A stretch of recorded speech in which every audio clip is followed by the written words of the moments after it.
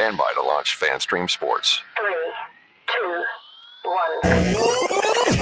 Let's start. Hello, sports fans. Welcome to FanStream Sports. Nothing but pure sports. This is the JP Show. JP, it is so good to hear you back on the air. Stand by. Now, here's JP. All right, welcome into a Thursday edition of the JP Peterson Show. We thank you so much for jumping aboard today. We finally have an offensive coordinator. So cool. His name is Dave Canales, so we will dive into that here in a little bit for the Buccaneers. The Lightning lose what was a bizarre game last night in Arizona for so many reasons, so many ways. So we will jump in on that as well. Walter Carter will join us in a little bit for the NFL alumni. He'll join us at 11:30, and they've got a big golf tournament coming up. And I want to talk to this is old school NFL football player. You know what we're going to discuss with him? Life before replay. How did we ever play football without replay? How did the players do it? How did we watch it? I mean, so many bad calls all over the place. I mean, that's all we were talking about after the games. Yeah, none of that went on.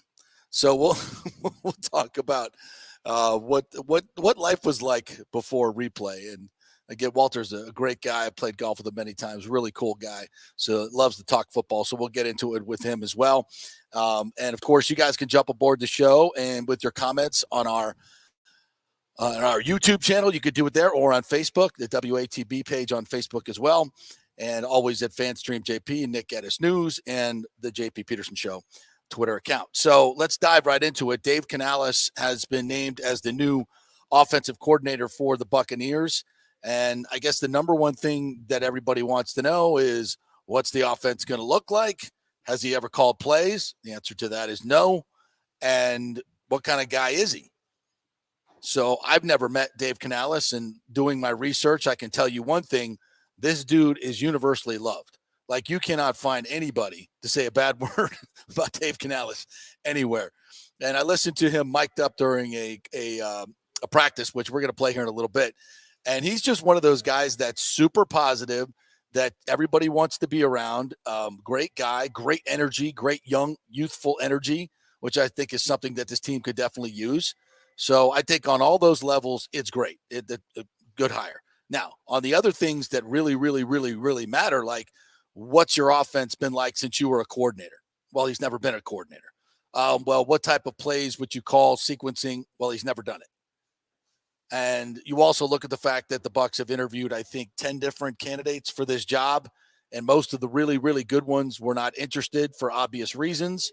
That being that Todd Bowles is certainly looked at as a lame duck type of coach in this situation, and the fact that the Bucs have no real solid plan at quarterback.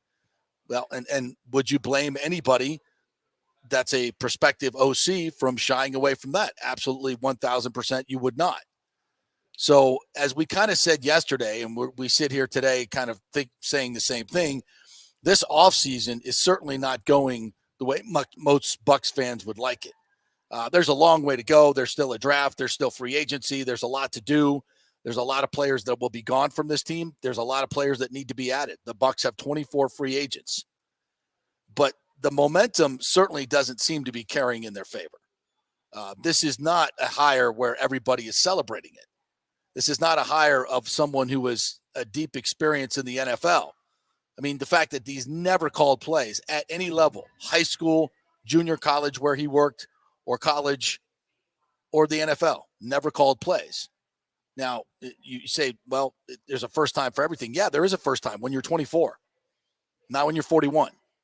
At some point, if this gentleman was such a great offensive mind, he would have gotten the shot to go be an offensive coordinator somewhere, and he is not. Now, the Ravens did interview him twice, so there was clearly something they loved about him. So, this is not to say that this is is going to be a bad hire. It's to say it's completely unknown. There's nothing in this resume that suggests that this guy has any experience at all in terms of calling plays and sequencing plays. And you would have to say to yourself, and I don't think this is a reach, that if you're going to be a really good play caller in this league, it's something that takes time to develop. Calling plays is a learned experience. You're going to make a lot of mistakes along the way when you're first starting out. So in essence, this is on-the-job training at the NFL level. Forgive me for being a negative person, but I'm not interested in that. I just went from Tom Brady, the greatest to ever do it, to an offense that was averaging 30 points a game for 2 years. Last year was a disaster. We all recognize that. But there's a certain standard that we're used to. Even with Jameis Winston, the Bucs were scoring a lot of points. Not winning a lot of games, but scoring a lot of points. There's nothing about this hire that gets me excited except for the fact to meet the guy, because clearly he's a really, really good dude. But this is the NFL, and you're competing for Super Bowl championships. And this is not the type of hire that leads to Super Bowl championships. It's just not. Now, the positives are he worked with Shane Waldron the last couple of years as the Seattle OC. Sean McVay, he's a Sean McVay disciple. So the system that Canales has been in has been the Sean McVay system, which can be very run-centric, which is good for what Todd Bowles wants. Seattle has always been a very run-centric team. They averaged 4.8 yards per carry last year, which certainly helped Geno Smith. By the way, Geno Smith is an unrestricted free agent. You want to put together the Geno Smith, and it wasn't even Dave Canales calling the plays, but he would be now. You rekindle that. Is that something that lights your fire, Buccaneer fans? They were a way better offense than the Bucs last year, we'll say that, but it wasn't Canales calling the plays. So, I mean, you cannot give this hire anything but a C. It's a C, and maybe even a C minus. It's average at best, probably worse than that. But this gentleman will have a chance to come in here and prove himself. The good thing for him is the bar is very low. You got to beat 18 points per game. Get on it. That shouldn't be that hard to do, to be quite honest. And I don't know who the quarterback's going to be, but it doesn't matter. You should be able to be better than 18 points per game with the weapons that are out there. So we'll see. Nick Geddes, I'll turn to you and get your thoughts on this hire. Allow me to address one of the points that you made real quick. And you mentioned there's a first time for everything, but you said not when you're 41, when you're 24. And I did a quick little research here because I wanted to give you an example of somebody who started calling plays when they were actually 40 years old. Ooh. And he's turned out just fine. I'm not saying Dave Canales is going to be like this guy, but it's just an example. Okay. Andy Reid did not get a head coaching opportunity, and he got a head coaching opportunity in 1999 with the Eagles. Mm-hmm. Prior to that, had been a coach in various roles for almost 2 decades, had never called plays before, and he was a quarterback's coach when he was hired as the Eagles. Interesting. And Andy Reid, as we know now, is one of the great play callers in NFL history. So again, I'm not comparing. How was he when he started out? I think the Eagles were you were around covering a lot of those Bucs-Eagles matchups. 99? Yeah, 99. With Donovan McNabb. Yeah, they were pretty good. Well, I'm trying to remember if it was more defense than offense, but McNabb obviously everything I know. I know, the Eagles' offense was pretty good, right? Yeah, but I would suggest, and I'll have to go through Andy Reid's pedigree, but I would suggest that Andy Reid was certainly under, as I recall, some very good offensive minds. Andy Reid is one of the best offensive minds. Yeah, that's what I'm saying. I don't want to compare him. He was under Green Bay under Mike Holmgren and Brett Favre. Yep. So good offensive mind. Mm-hmm. I don't want to compare them. I don't want to spend too much time on it. I'm just saying there's an example. Yeah. There's an example there, and I'm sure there's other examples of guys who got the reins later in their career. Not everybody takes the Sean McVay route. Not everybody graduates college in 3 years, I guess is the way to put it. Right. With Sean McVay and Kyle Shanahan, some of these guys. So does he have a fighting chance? Like you said, well, he really just needs to score more than 18 points a game. Right. Can you get me more than 18 points a game? Obviously, a lot of that's going to be contingent on who the quarterback is.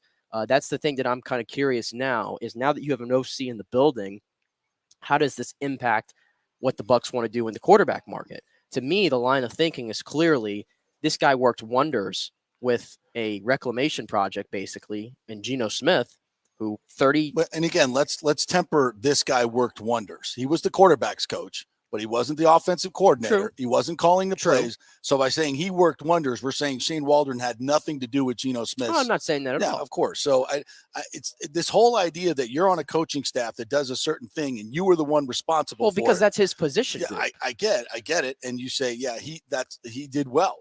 Geno Smith did really, really well.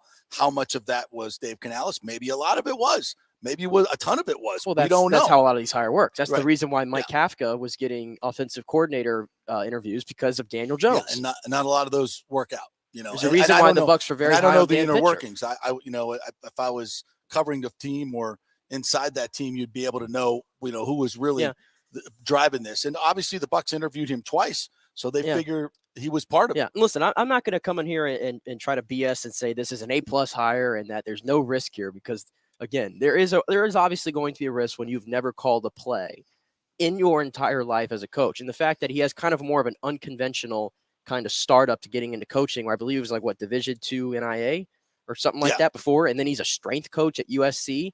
Now, is it a good thing that Pete Carroll is one of the great head coaches in football, not an offensive mind by any means, more defensive, but clearly he loves this guy because he's had him on his staff for 13 years. Yeah. That's not normal in the NFL to make it through so many different turnovers. Like Pete Carroll's had 4 or 5 different offensive coordinators during that time. Right. It's not normal. He's been here for 13 years. The whole time. He's stuck around. He's risen up the ranks.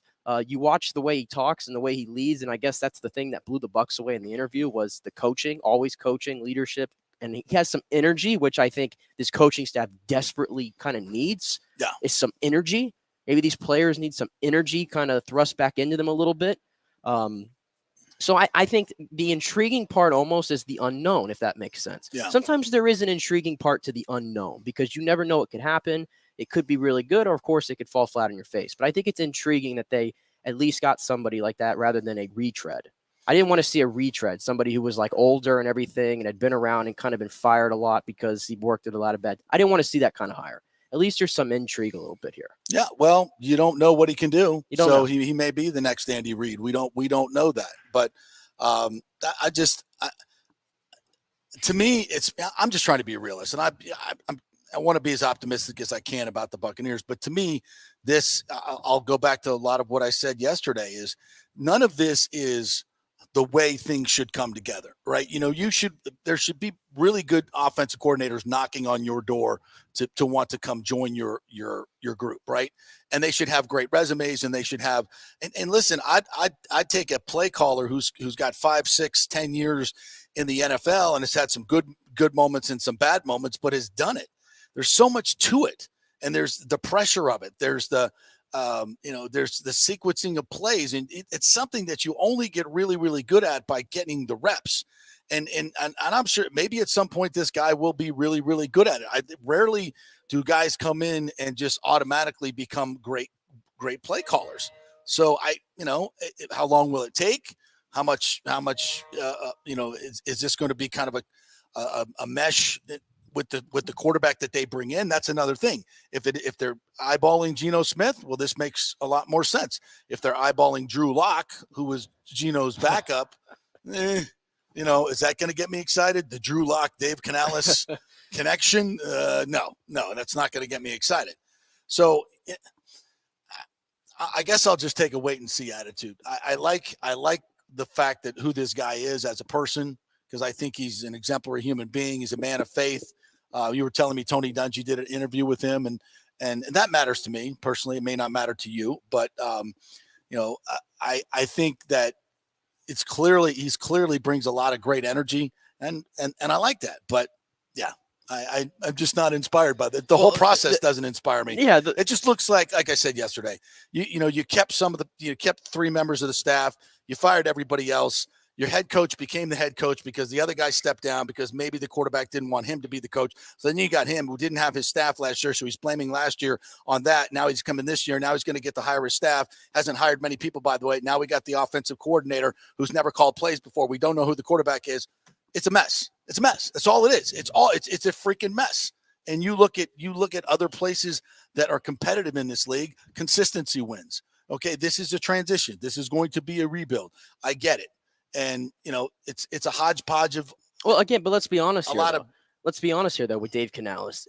Right now, I don't know what the numbers are going to end up being when they officially sign the contract. It'd be 2, 3. I don't know. This is a 1-year audition, essentially, for Dave Canales. Yeah. So if he falls flat on your face, well, guess what? If the offense falls flat on its face, then likely the whole team will, and Bowles will be fired anyway, and this entire staff will be ripped up and moved on from anyway. Right. So it's almost like at this point, what do you got to lose? What do you got to lose? The other point is then do it. Why are we waiting a year? Because we have to give Todd Bowles another year? Because they're going to give him that second year. Why? Whether we think it's right or not, fair or not, and I keep hearing a lot of people put that word around. It's not fair to Todd Bowles. I hate when we have to use the word fair. This is not fair. I hate when we have to use that word fair. But then again, if Todd Bowles is fired here, okay, Todd Bowles will collect a lot of money. His family will be just fine. And he'll probably go on to get a really good defensive coordinator job wherever he wants. He's that good. So if we're worried about what's going to happen to Todd Bowles, I think he's going to be okay. From a personal standpoint, he would be guy snatched up as a defensive coordinator the next day. In a heartbeat. So, and I would like him to stay here as the defensive coordinator if they were going to go hire another head coach. But that ship is clearly sailed. But my point is, this is not the way things usually work in the NFL or successful organizations put together successful seasons. What other options, though, honestly? Like the Bucs interviewed 10, 11 guys, whatever it was. So we know, right? How many of them said no to them? Well, I think all of them. Dan Pitcher did. The ones that had other good options. The ones they really wanted. I mean, Right. it sounds like the Todd two they really, really wanted were Dan Pitcher and Todd Monken. Right. Dan Pitcher has no reason to leave because he's working with Joe Burrow. Right. And their OC probably is going to get a head coaching job the next cycle, and then he'll be the OC then with Joe Burrow. So there's no incentive to leave. And then Todd Monken goes to the Ravens with Lamar Jackson and obviously the weapons they have there.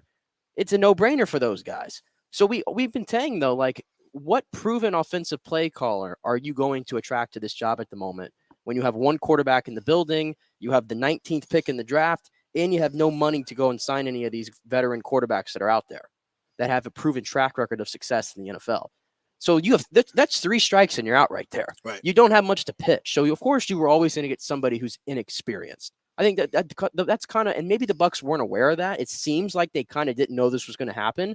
Again, like I said yesterday, maybe foolish on their part to think that they could still attract somebody in here that has a lot of pedigree, but they didn't. And so now you have the unknown. James says, JP, you can't fire Bowles after 1 year. Well, actually you can. So you just can't. Well, actually you can. So enough. Bucs will be destroyed for firing. Destroyed why? Because they're racist. They've hired more black coaches than anybody in the league. So I don't get that. Of course he will be okay, but you can't fire him. You just can't. He's not staying to work for another head coach. That's his choice. He could stay. You say you're making a lot of absolutes here that are not absolutes at all. Not even close. Everybody has options.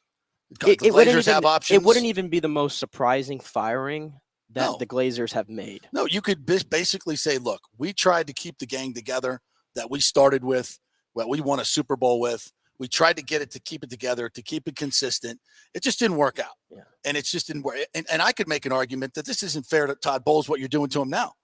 So now he's got a hodgepodge, staff together. Yeah, the idea of him getting his own staff and getting improvements on here. Yeah.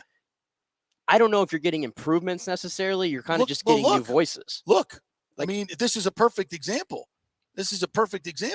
He can't even go out and get an experienced offense coordinator because everybody views him. Because this is not. I don't care. I'm sure Jason Licht and Todd Bowles are going to have a press conference probably tomorrow, whatever, and they're going to say this was our guy. Yeah, this is the guy we wanted. Come on, come on. Everybody knows that's not true. We know that's not true. But the point is, look, he's already handicapped from the start because he can't even get an experienced offense coordinator because everybody views him as a lame duck. If he's not a lame duck, give him a contract extension. And if this is the offensive coordinator that you have, and again, the unknown, what's the quarterback coach and all the other position groups around you going to be then? Because typically an offensive coordinator wants to bring in his own quarterback coach and his own offensive staff. Typically, an offensive line and run game coordinator, two guys that are already still here. This is a little bit the issue. This is the little bit of the issue is that so much of it is built on relationships. And I know Todd Bowles has relationships with other teams and whatnot, but speaking specifically to an offensive coordinator who likes to work with people he's familiar with, right? Well, the only people he's familiar with are from one franchise. Yeah. So it's a lot smaller of a box to kind of pick from. Damn right. So I guess that's kind of, again, more the risk that you run here. And it's like at the end of the day, you want to give Bowles a chance to get his own staff and to get his own upgrades and to move away from the Arian system. Cool. But how much of an upgrade are you really getting? Because you're trading in guys who had a lot of experience, who maybe had reached the end of their time here in the league, but you're trading in for a lot of unknown. And that's the risk.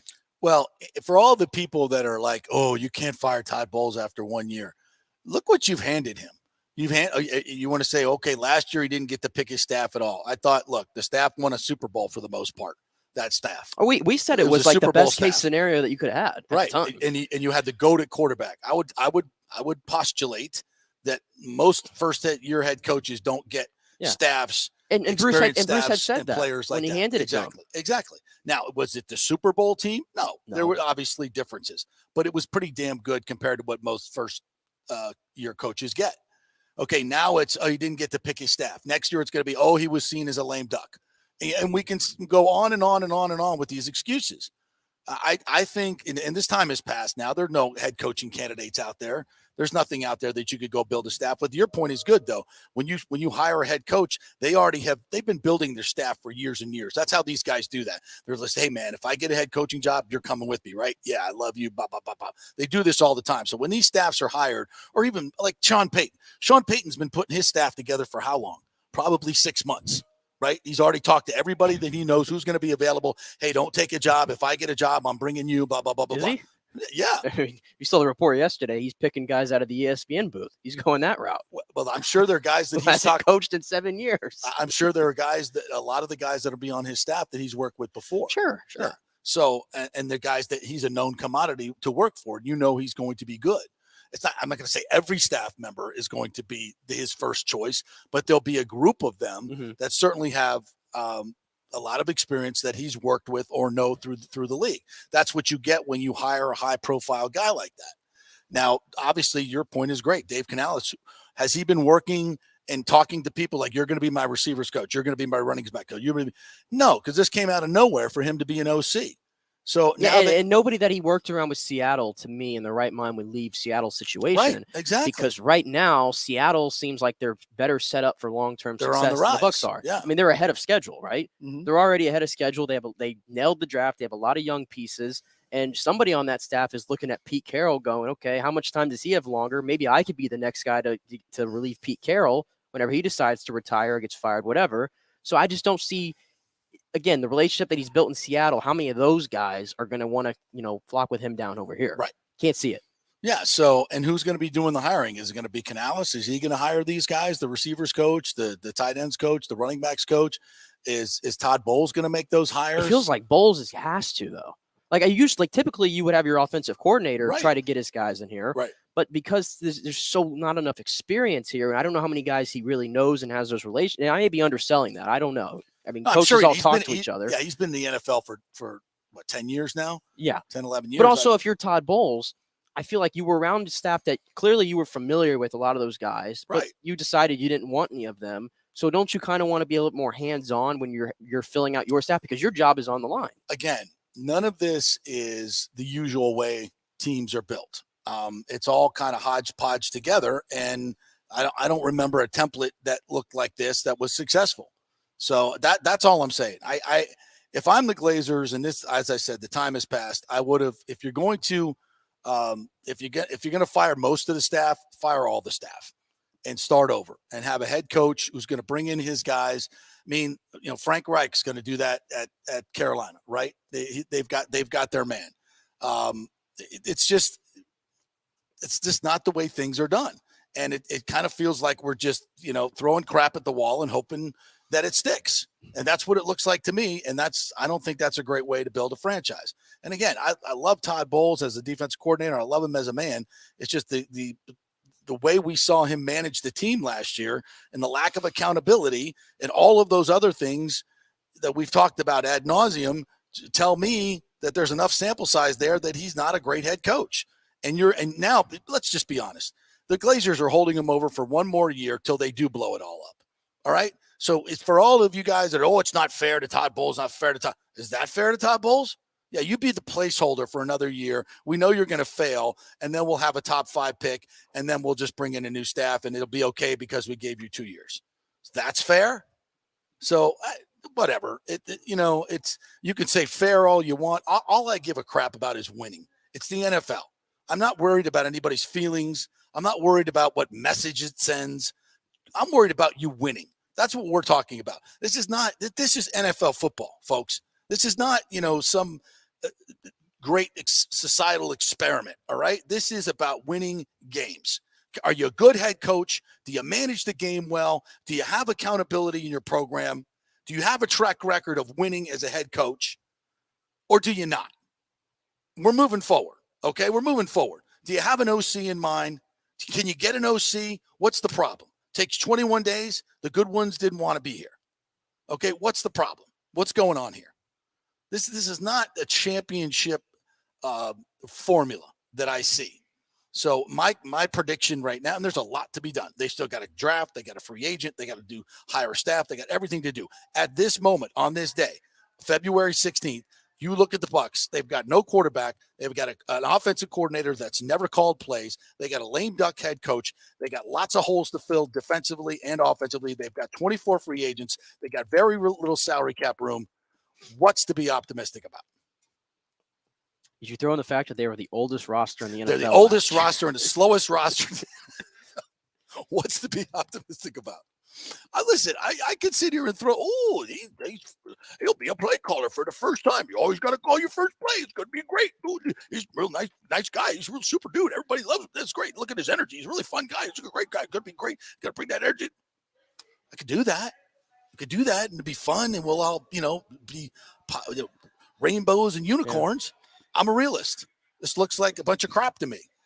And to your point about Todd Bowles, by the way, let's be honest here. Regardless of how he felt about his staff, the offensive shortcomings, that's all fine and dandy if everything that you're in charge of was flawless or not, right. at least really good executed, right? Right. And it wasn't. It wasn't. The defense was awful against good teams. Terrible. It was soft. We had people talking about loafing all over the field. Not going to name names. Right. We're past it. Right. And how about in-game management with the clock? Awful. Decisions to have a kicker whose leg is dead kick 50-plus yard field goals. What else? I feel like I'm missing some. All the other things that Todd Bowles could specifically control with this football team last year, he gets like a D. This may be the most egregious thing of all. Didn't fire an offensive coordinator who wasn't listening to him, who wasn't doing what he was going to do, wanted him to do. So much so, even the offensive line coach, run game coordinator, basically said, "Hey, if you're not calling run plays, how can we run the ball?" Yeah, I mean, and if you would have brought in a new head coach, everyone knows by now that Byron Leftwich was pretty much doing whatever the hell he wanted to, and wasn't listening to anybody, and thought that he was the brains behind the whole thing, and he was the one that. And we quickly found out that he's not. Yeah. And if you're the head coach and you saw this for 8 weeks, 9 weeks, whatever it is, and you didn't have the stones to go in there and fire him, well, are you a great head coach? Yeah. After your job was on the line, brother. After the Baltimore game, if you didn't have enough ammunition, then and by the way, if you're looking for evidence that if you would have fired him, how much different things would be, I'll throw an example out there for you real quick. The Carolina Panthers went with Frank Reich as their head coach. Frank Reich did he fail at Indianapolis? I don't know. I think he got unjustly fired a little bit of a crap situation there, but he's still a relatively unknown still in the NFL with Drew Brees as a head coach. Correct? Yeah. A little bit. I would say my perception of Frank Reich is he was a pretty good coach in a kind of a weird organization. Yeah. Irsay's a nutball. That's what I'm saying. I think he might have gotten unjustly fired. Right. But anyway, he goes to Carolina. Who's the quarterback for the Carolina Panthers right now? We don't know. Just like we don't know who the quarterback is for the Bucs. Who is the better roster between the Panthers and the Bucs? I'd say the Bucs still. The Bucs. Right. right? They're the reigning 2-time division champions. And still, Frank Reich goes there, the same situation as the Bucs. And somehow, have you seen the staff that he's getting around him? It's a really good staff. Yeah. A really good staff. People I've heard of. Yeah, people I've heard of, have track records. I think the defensive coordinator is Elijah Evero, which is from Denver, right. And their defense is great every single season. He's got a young guy in the wings as a quarterback coach in Joe Brady, and he's trying to get an offensive coordinator in the building. But I know that they're kind of like the Bucs interviewing a lot of candidates, but they're probably going to end up with someone better than the Bucs, likely. Probably through this. My point is, you have a head coach that has stability now, at least in the he's got the new fresh. For Frank Reich's been an OC and called plays. Yes, my point is that you have a fresh coach in there that everybody knows is going to be there for more than 1 year, and even with being hamstrung by not having a quarterback on the roster that's going to be your quarterback for next season, and being a worse team than the Bucs, they're still able to build a really good staff and get experienced people in there.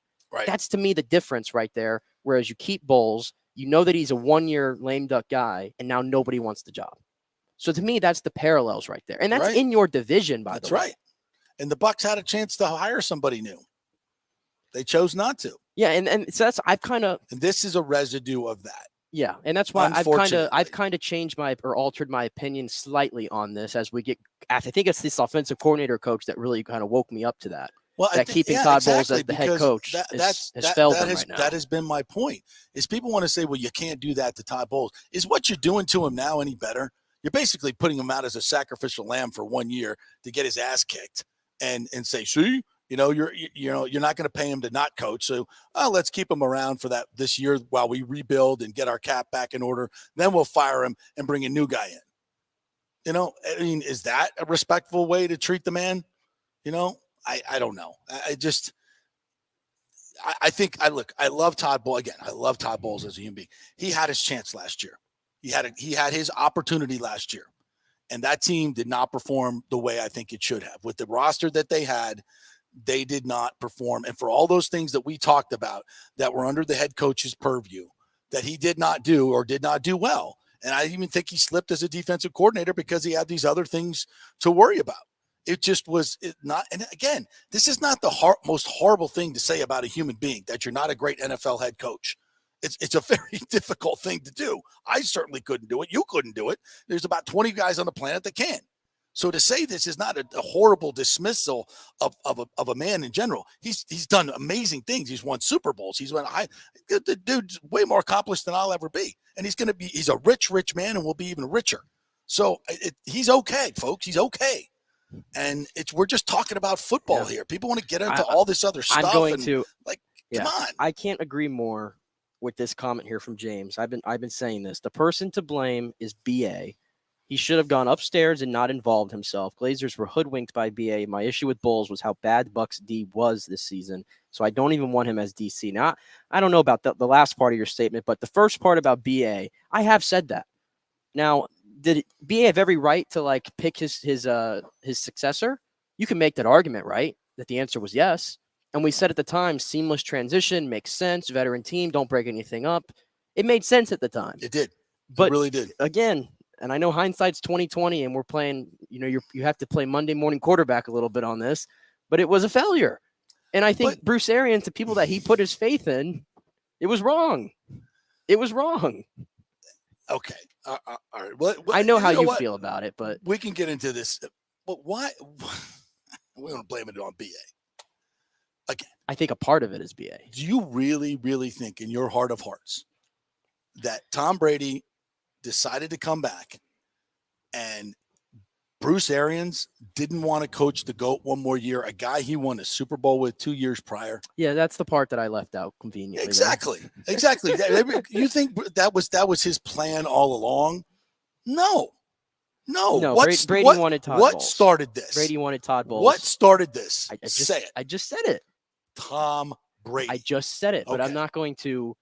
It is so what you, it, James, it is never what wants it to is. blame Brady for anything. Brady's the great. He wanted Todd Bowles. He thought there'd be more it. accountability. right? He didn't like Bruce Arians coming to the building really late. And Bruce has admitted that, by the way, that as he got older, he didn't want to come to the building at 5 in the morning anymore. And he had an Achilles tear. And he wanted to come in at 9, and that's not the way Brady rolls. So he wanted Todd Bowles. He thought to be more accountability. Jeff Darlington, by the way, basically confirmed that in that little video that he put out, that little 3-minute video, that he thought there'd be more accountability, and he was taken back by the lack of it when it happened. So again, typical for everything that's happened in the past year, it's a collective of everything, but I think those two guys are probably at the center of it. Exactly. And what you had here with Bowles was the result of that. The day Tom Brady started looking to his next gig in Miami was the day this stuff started to unravel, in my opinion. During the season in December, while they were going on a playoff run to win back-to-back Super Bowls, had won, were 11-game, 12-game winners at that point, whatever they were. He thought it was a good idea to start talking to the Miami Dolphins about his next move, which started the tampering issue, which got the Dolphins docked at 1st and 3rd round, which is how serious the tampering was, talking to the Dolphins about ownership, okay? And the Bucs flame out. And by the way, their offense was not very good down the stretch. You can blame Antonio Brown for that, obviously. Chris Godwin getting hurt. That's the biggest reason. Let's not go any further than that. But Brady was frustrated that the team couldn't figure out a way to move the ball without them. Well, the bottom line was this team was completely dependent on the talent around him. There was no scheming to this at all. It was Brady's talent to throw the football. It was Brady's talent to anticipate. It was Brady's talent to diagnose defenses. And when he lost, and it was the talent of the receivers and the running backs to get open and beat their men with Gronk and Evans and Godwin and AB. And when that stuff was not there, the offense sucked. Let's just be honest. It did. Correct. And so when we came back the next year, right? And that's why Tom got frustrated. Well, he wanted to blame it on BA. He wanted to blame it on BA. It wasn't BA. It was the injuries. Come on, man. You are talent dependent on this offense. That's what it was. That's why you won. So when you needed to start scheming things up, Byron Leftwich wasn't there. He was there, but he wasn't the guy to do it this year. It wasn't, because you didn't have the same talent this year. You didn't have Gronk, the Ryan Jensen thing. This year was about, and then let's not forget this. Brady was not Brady from the beginning.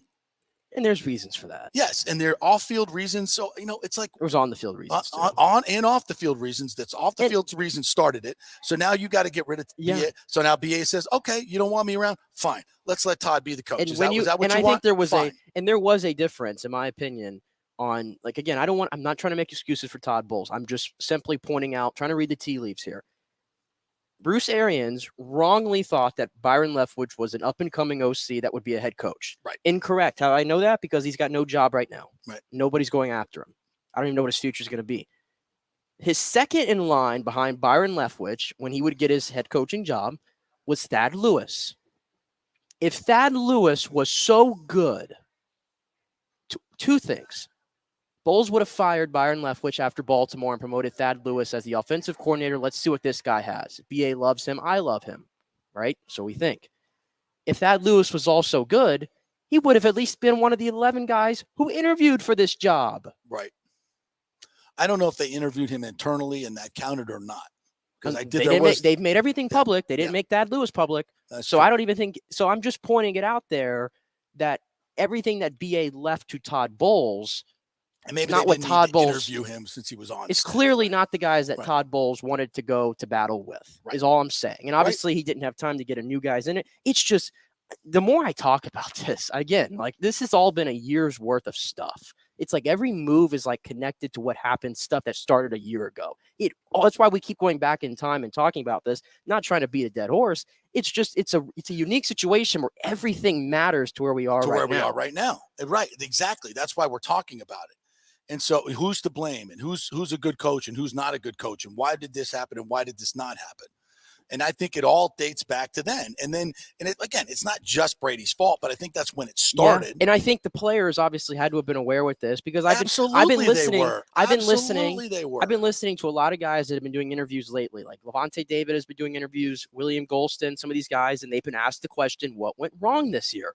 And when you kind of try to decipher some of their quotes, there's little things you can kind of pick up on. Yeah, Like I think right. William Golston said that it wasn't a matter of working hard. We just had no killer mentality.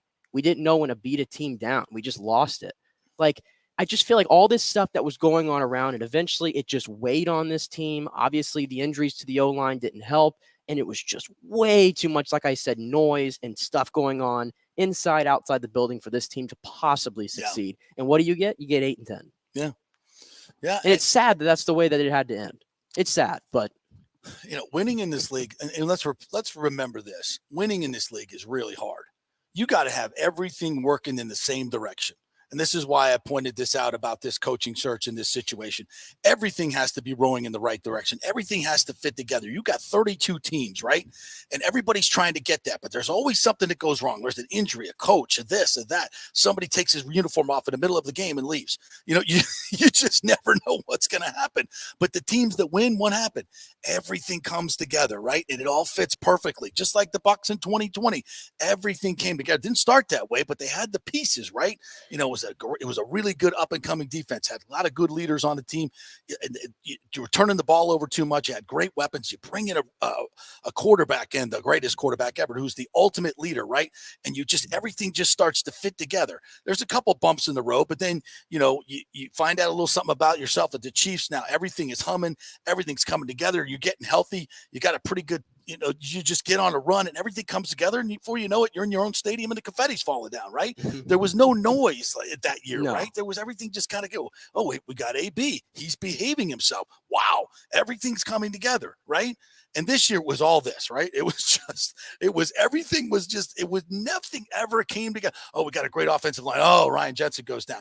We got a good offensive situation here, with all these great weapons. Well, it looks like our third receiver, Russell Gage, gets injured. Every free agent signing was a bust.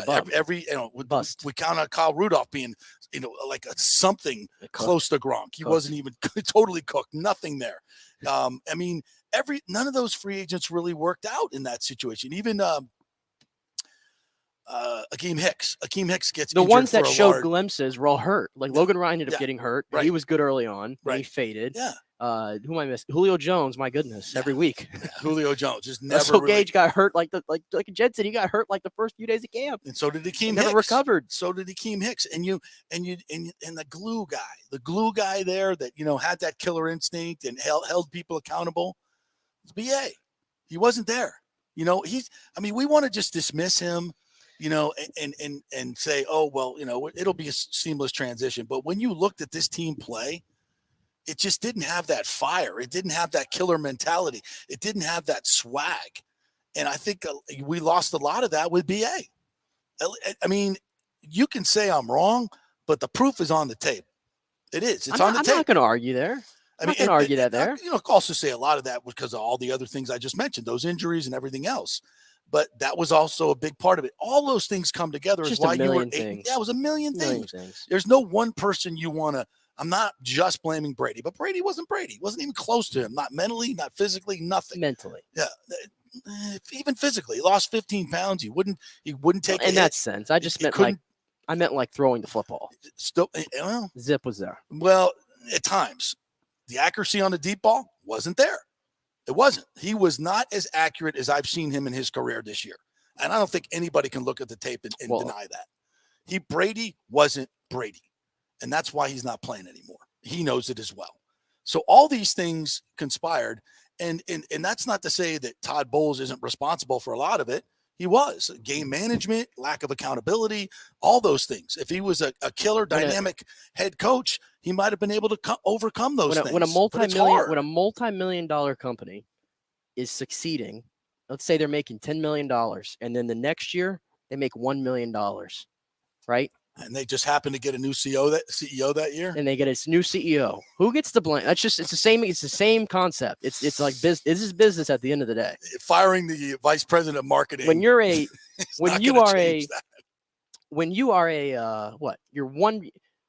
are a busted coverage against Los Angeles away from going to overtime, where I think you win that game. I think you probably beat San Francisco the next game and go to the Super Bowl again, and who knows what happens, right? Right. When you're a busted coverage away from that scenario happening, and then you come back the next year, and then you have everything that we saw, regardless if some of it was out of his control, business is business. And the CEO, the head coach, he has to take that. Again, the things I said that he could control, he didn't do any help for himself either. And that, to me, is ultimately why I just cannot see Todd Bowles being a success. I hope he proves me wrong, but I can't see him at this point in his career, 5 years, 6 years, whatever it's been as him as a head coach. I have no evidence to see it. And I've seen it with a multitude of different rosters. This was a roster that looked like it was ready to win. And as we found out, it was not. Listen, man, if they win 12 games next year and go into the playoffs, I will happily eat I will eat it all, and I'll be so happy for Todd Bowles. My God, I will be so happy. It's not that I don't want him to succeed. I desperately want good people to succeed. Absolutely. And that's why I want Dave Canales to succeed, because from what I've done my research on, I see that he's a really good dude. He's a good dude. I want good guys to succeed. I root for all these guys. Absolutely. From a personal standpoint, absolutely. Especially Todd Bowles. I root for him. But my job here is to be objective. But I just wish he was the defensive coordinator. Yeah, my job here is to be objective of what I see, how we're team building for the next year. And none of this looks good. None of this is this, right? None of this is this. It's just, as if you're listening on the radio or the app, I'm putting my hands together where it fits nicely. Yeah. It's not. It's a lot of dysfunction. And you got to build, like Todd Bowles said, they have to build a new culture this year. And you're going to have to do it without the culture, I guess, that has been existing in the NFL for 23 years. He was the culture no matter where he went. That's the right. Patriot way was the Tom Brady way. And what you saw the last, I guess, put it 2 years, because I don't know what happened this year. We just went over it. He is the culture. So now you got to do it with that guy out of the building. You got to do it with a head coach who never really has been able to establish a culture, I think. And there's the NFL. And there's no quarterback coming in here. And I don't know what quarterback is going to have that Robbie. Like, if you look at some of the options, like Jacoby Brissett, is he setting a culture? No. Good. I mean, he's a good guy to have, I guess, in the locker room. Guys love him. You're going to love him, but is he going to be the culture setter? It's not going to really. I don't know where it's going to come from this year. Gravitas is the word. If you had gravitas as a quarterback, you'd have a job right now. That's the definition. Guys with great gravitas with the quarterback have stable jobs, and people want them. They're those are the guys. And Aaron Rodgers ain't coming here. Okay. Doesn't appear like Derek Carr's coming here. So, and why isn't Derek Carr coming here? There's another question. Same reason that Todd Monken ain't coming here. Same reason that I think the money thing is a real thing. Because if the Saints can fit him under their cap, we can fit him under ours. But again, hold up. The Saints aren't having to pay $35 million for a quarterback who retired. That's true. Okay, that's the difference. That's true. That's the difference. Do you want the Bucs to really? We talk a lot about this all the time, about the quarterback position taking up so much of your cap where you can't win. Do you think the Bucs, if they have $70 million going towards quarterbacks, that they're doing anything this year? No. I think that's really that's the answer. And again, because of where they at, they made the decision. Let's just eat all this money right now. Let's stop dragging this out. Let's pay these bills and let's just move forward. So that's why Derek Carr and Geno Smith likely is not coming here either. All right, we're going to take a break. There's 46 minutes uninterrupted of a Buccaneers talk, and not too shabby, if I may say ourselves here. All right, quick break. When we come back, we're going to get into some of your comments. Michael Hall, Lonnie Wilkins, Randy Cobb, all you guys. We'll get into your comments, and we'll talk some Lightning as well. Very interesting loss last night to the Arizona Coyotes in a high school gym. So we'll talk about that when we come back.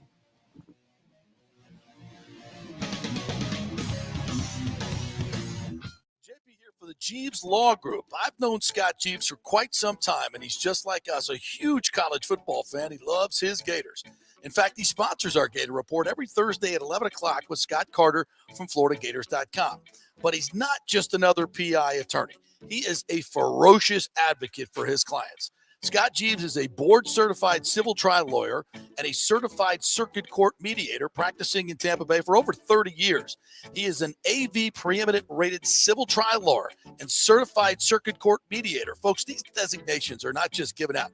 They're given only to the best trial attorneys. But more than anything, Scott takes these cases personally. I've heard it from his clients. He's a fighter you want on your side. Insurance companies hate it when they see you're represented by Jeeves. He's just different. 727-894-2929 or go to JeevesLawGroup.com. That's JeeVes lawgroup.com. and tell them JP sent you. Now is the time to make sure your home insurance is in order. In the last year, many of us have made improvements to our homes. So call the folks at Italiano and discuss these upgrades to make sure you have enough coverage. According to a recent report, almost 64% of homeowners don't have enough insurance on their home, which is their most valuable asset. Also, a great time to make sure you have flood insurance. Even if your mortgage company does not require flood insurance, your home could still be at flood risk. Another big item as we enter hurricane season is making sure your pool enclosure is added to your policy and there will be no issue at claim time. That happens a lot. So call your friendly agent at Italiano Insurance to review your policies today. 813-877-7799 or ItalianoInsurance.com. Attention, if you are home shopping or looking for a refinance, and even if you already have the approval letter, you must call my man Scott Fitzgerald at American Mortgage Services. Scott has a brand new program available in the greater Tampa Bay area called the Community Advantage Loan Program. Get this, no money down, no mortgage insurance, no points, no origination fee, purchase or refinance, and loan amounts up to $647,000. Now, there are some application requirements. It must be a single-family home, one unit, primary residence, and have a minimum 640 credit score. The program only applies to certain neighborhoods, so you have to call to find out if you qualify. So call Scott Fitzgerald at 813-294-7595 or email him at scott@amstampa.com. Now, even if you don't qualify for that program, Scott will shop your loan around, get you the best rates, and won't charge you the huge upfront fees. And if you've had issues with your bank calling you back, Scott will return calls immediately or at least the same day. 813-294-7595 or email him, scott@amstampa.com. Scott Fitzgerald, MLS 386722, American Mortgage Services, 1000 North Ashley Drive, Suite 1020, Tampa, Florida. Hey, folks, it's still engagement season, and we're better to get that special ring than the Gold and Diamond Source. The Gold and Diamond Source has the largest selection of engagement rings in the country, a literal jewelry supercenter with 30 times the inventory of any normal jeweler. You don't have to wait to spend any extra time waiting for them to bring something in. They have everything right there in-house, so why go anywhere else? And you can get up to 15% off this January if you buy something with the birthstone, which is garnet. Garnet and Gold, Florida State, get something for your favorite Seminole. And let's not forget the Emily collection from Emily Johnson Weintraub. Very affordable, real gold and diamond jewelry, always stylish and unique. Emily has created this fashion-forward gold, diamond, and gemstone jewelry line ideal for everyday wear. Each piece is designed to enhance your look by featuring eye-catching, modern, geometrical shapes. Really unique stuff. Got to check it out. And, of course, Julie and Steve Weintraub, great benefactors here in the local community. So let's keep it local. And you can get 0% financing for up to 5 years. Get a big ring for a little price. It's the Golden Diamond Source, 3800 Omerton Road, always online at thegoldendiamondsource.com. Coming back at you. Now, more with JP on FanStream Sports. It's only just begun. All right, welcome back to the JP Peterson Show, brought to you by the Jeeves Law Group, JEEVESLawGroup.com, and Bay Area Modern Medical Center, BAMMC.com. You can get in touch with them that way if you're looking to lose weight or testosterone replacement therapy, hormone therapy, body sculpting, all kinds of stuff they do over at Bay Area Modern Medical Center. So check them out at BAMMC.com and check out Chris Lugo, the director over there, who joins us each and every Monday at 11:45. Man, I'm looking at this this massive fire in Kissimmee near where my girlfriend lives and Ashley lives over there. A massive 5-acre fire in a warehouse storing plastics and a plastic manufacturing company. All these chemical fires. It's almost like somebody's targeting our infrastructure and starting chemical and environmental disasters or something. Who would do that? It's interesting. It's very, very interesting. Of course, we did blow up the Nord Stream pipeline, but I don't know. I don't know if those things are connected or not. I know this, that you're probably going to smell that smoke in Tampa. I don't know which way the wind's blowing. Is it blowing east from Kissimmee or blowing west? I guess it would say east to west. I don't know, but that ain't good. They're telling people with respiratory issues to stay inside. Whew, wow. A lot of strange things happen, especially up in Ohio. What a travesty that is. Absolute travesty. Just unbelievable. I keep saying that. It's unbelievable. It's all believable at this particular point. All right. And Lonnie brought that to my attention. He says a UFO slammed into the plastics So, I'm not believing that, Lonnie. Unless it was a UFO I'm from not Russia. believing anything. I don't even know any of this stuff is happening. Y'all, I should honestly I should reveal my muted words. You should. My muted words that I have on Twitter. What are your muted words? I'm gonna keep those Come to on. myself. I'm gonna keep them to myself. But Suffice to say, though, I have that so many muted words. I don't want to hear about it. Nick just completely plays ostrich. Anything to do with politics or any of the transformative things that are going on in the world today, he has no idea about it whatsoever. I don't care because either. he mutes it all on his. What I've about muted Instagram? it on Twitter. My Twitter is fantastic.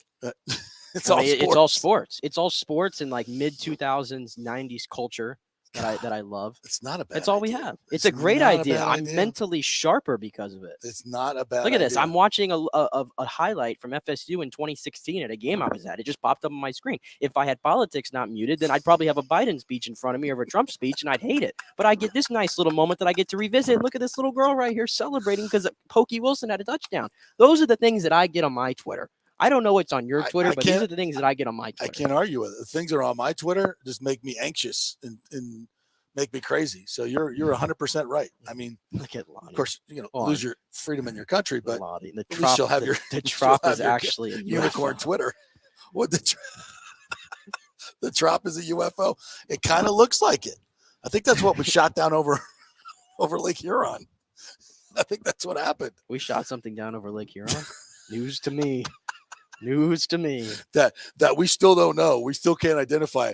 We have all this surveillance, and we can see somebody's fingernail from space, but we flew around something for 2 hours before we shot it down, but we have no idea what it is. We let a balloon fly, a balloon which controlled and fly right over all of our nuclear silos that we tracked from China. We let them fly all the way over because we couldn't shoot it down. We didn't have the technology or the knowledge. Hey, it could have been spreading bioweapons all over the United States, but we don't care. We just let it fly right over America. I will say, and then when we get to the other side, can we shoot it down now? Yeah, go ahead. We got all. I love the fact that we shot it down so they won't get the information. I'm pretty sure they already got the information. They have these things called radios, and they send the information back as they get it. So we're just absolute buffoons. We're just absolute buffoons. Wow. Oh my God! All right, again. Oh, by the way, the DeMar Hamlin thing, wasn't that great? Have you seen that interview yet? Yeah, we'll play that a little bit later on. What happened, DeMar? I'm not allowed to say. What? Yeah, you're not allowed to say? Okay, great. All right, I'm sorry, went off on a tangent there. All right, back to your great sports. Your great comments, which I love. So probably DeSantis' fault for the fire. Yes, that'll be front page of the Tampa Bay Times. Let's go to the sports comments. All right, go ahead. Pick some out. I'm gonna go with Bucs Basement here. All right, we love Bucs Basement. I love Bucs Basement. I also see you pop up in the Pewter Report chat all the time. I love it. Yes. I'd rather pay the bills now than go into more cap hell by signing Derek Carr. Saints are not a Super Bowl ready roster. You go all in to win championships. You're not winning a Super Bowl with Derek Carr. I can't say it any. Derek Carr is not a Super Bowl quarterback. You could win a Super Bowl with Derek Carr. I don't know. Yeah. I love Derek Carr. I don't want to have to go into. I think you could with the right pieces around him. Not with the Saints. The Saints got obviously cap issues, so I have no idea where their roster is going. It is aging. There's no question about that. They've still got some good pieces though. Outside of Chris Olave, who's he thrown to? Michael Thomas, I guess, is done at this point. He's done. Nobody else there is worth a damn. Kamara's on the backside. Kamara's on the backside. He's probably getting suspended for 6 games. Yeah. Their defense is still pretty damn good. Or at least it has been. But I don't know. Some of those players are aging as well. Like I said, I got to wait to see what they do with their roster. But in general, I agree with that. I will say you can say, and I kind of made the point like a couple weeks ago or last week, if you bring in Derek Carr with the Buccaneers roster as they have it now, and that was when I thought they were only going to have to take $10 million on Brady's deal, not $35 million. Mm-hmm. So then you still would be able to keep it worked then. 65 million in cap space. You had to get rid of Donovan Smith and a couple other guys that really, I think you could get better guys anyway. So that seemed to me to be, okay, we can keep winning and maybe we hit in the draft. You win the division. Yeah, you win the division. Like so the Saints would win the division, I think. Yeah, if they get Carr. Yeah, but for long term. For long term, no. So no, I kind of saw that as like, yeah, stay competitive, see where things go, and just keep going. I kind of like that. But now if you have to take the whole Brady cap charge, it's gonna be harder to bring in more players that can fill those gaps because we have 24 free agents. You got to fill those gaps, the safeties and everything else. So I think it makes it a little bit harder. So at this point, if you got to take that whole charge, and you can't get an OC that has great pedigree, it looks like Bowles it's okay. Just go ahead and take it. Take it this year to pay all your bills off and start fresh. And I think it does it. I thought he was going to get cut either way, but I think it really seals the fate of Donovan Smith at this point. I think the most likely scenario with that, because to me, I'm looking at that because as we've found out, without a good offensive line, you can't do anything in this league. Right. You just can't do anything. It doesn't matter who you have. So I think it's looking more and more likely that Donovan gets cut. You save that $10 million. I think Tristan's going to left tackle. I mean, if anything, and like he's mastered right tackle at this point. It's almost like it's too easy, if that makes sense. It really Might is. as well go take on a challenge. I don't know. And then right tackle, I'm warming up to this idea a lot, and I think it would help the Bucs rather than taking a shot on another rookie tackle is slide Luke Gedeke over to right tackle. His best game of the season, grade-wise by PFF, was when he played right tackle in that Atlanta game. That was his best PFA grade by far. Hainsey? You could throw Hainsey in there. They can have a competition for all I care. I think Hainsey is a better player. Hainsey's a better – well, I just can't really compare it, though, because I think Gedeke is just so out of place. He was so out of place. Think of how many different positions he slid down the offensive line. I move them both to tackle. Move them both to tackle. Especially the fact that Hainsey can be your backup center. Hainsey, though, to me, Hainsey, the good thing about him is he can play left guard. He can play center. He can play right guard. He's got that versatility. That's why he stuck out to the Bucs when they drafted him, because they thought he was too small to play right tackle. But at this point, I think you slide those two at right for now, have a competition. The name to know it, and then you still have Nick Leverett in the mix, and then the name that nobody's brought up is Aaron Stinney's going to come back, and Aaron Stinney, I mean, hell, you won a Super Bowl with Aaron Stinney, at left guard or at right guard, did you not? You did. Okay, I think he can. I think he can play. Yeah. So all of a sudden, I think you might actually have more depth next year. And you're going to draft. And you're going to draft an offensive lineman, you're going to pump guys rounds. in there. Yeah, probably have a Shaq Mason replacement lined up at this point. Yeah. I think you need to draft the offensive lineman in the first 3 rounds. All right, so let's move over to the Bolts. Richie P says, was that Lightning game at the Fairgrounds Expo last night? It looked like they were playing in a pool. Our guys couldn't lift the puck. Well, they couldn't score. That's for damn sure. And they had plenty of chances. Outshot them 20 shots in the first period, 20-7, but only had 5 shots in the third period when their legs might be going after the back-to-back. The Bolts now are 3-6-1 in the second half of back-to-backs. They were much better last year. But, suddenly the Coyotes have a 7-game point streak and have beaten at home Boston, Carolina, Vegas, and now the Lightning. Are you effing kidding me? And did you see what Clayton Keller said after the game yesterday? No. I love it because obviously the elephant in the room there is Connor Bedard is coming. Yeah. The second coming of McDavid. The Coyotes have never had a transformer player like that. Something always goes wrong in the lottery or they win too many games. So they're trying to tank for Bedard. And now the Coyotes have this win streak going on and they're going up in the standings. And Keller was like, yeah, we found something good here. I'm sure the general manager isn't too happy about it, though. Yeah, I mean, they'd be stupid not to because that franchise is probably on its way. I feel bad for that franchise. Like they've been bad for majority of the time they've been a franchise. It's been a long time. But they've missed out on having I think they might have been the team that should have had the number 1 pick in 2015. Like they were the worst team, I think, and they got 4th in the lottery, and they missed McDavid and Eichel. Like they have the worst luck when it comes to the lottery. So I'm pulling for him this time to get Bedard, but at some point I don't want to see that guy though in a little 2,000-seat arena though. No, and that arena, I guess it holds 8,000. It's Arizona State's arena, and it looks 2,500. I think it looks bad. When I turned the game on, I was like, "What the hell am I? I feel like I'm in in the ice form down here in Brandon." It definitely has an effect on the teams that come in. It definitely does because look at the teams that they've beaten at home. For right now, but then again, though, I mean, I know that you didn't really get a chance. You had issues with Bally's last night. God, Bally's! Because I've now switched to YouTube TV. because the Spectrum thing was like $250 a month now. Yeah. So now I'm at like, with my phone, because they gave me a free phone. Spectrum gave me free phone service too. Oh. Of course, the phone service sucks, so I may have to go back to something else. But so now I'm on the Bally's app, paying $20 a month for it doesn't work. Didn't work on my phone. Didn't work. I tried to cast it on my TV from my phone. Didn't work. Tried to download it on my phone, which I have it downloaded on my TV, but it wouldn't work.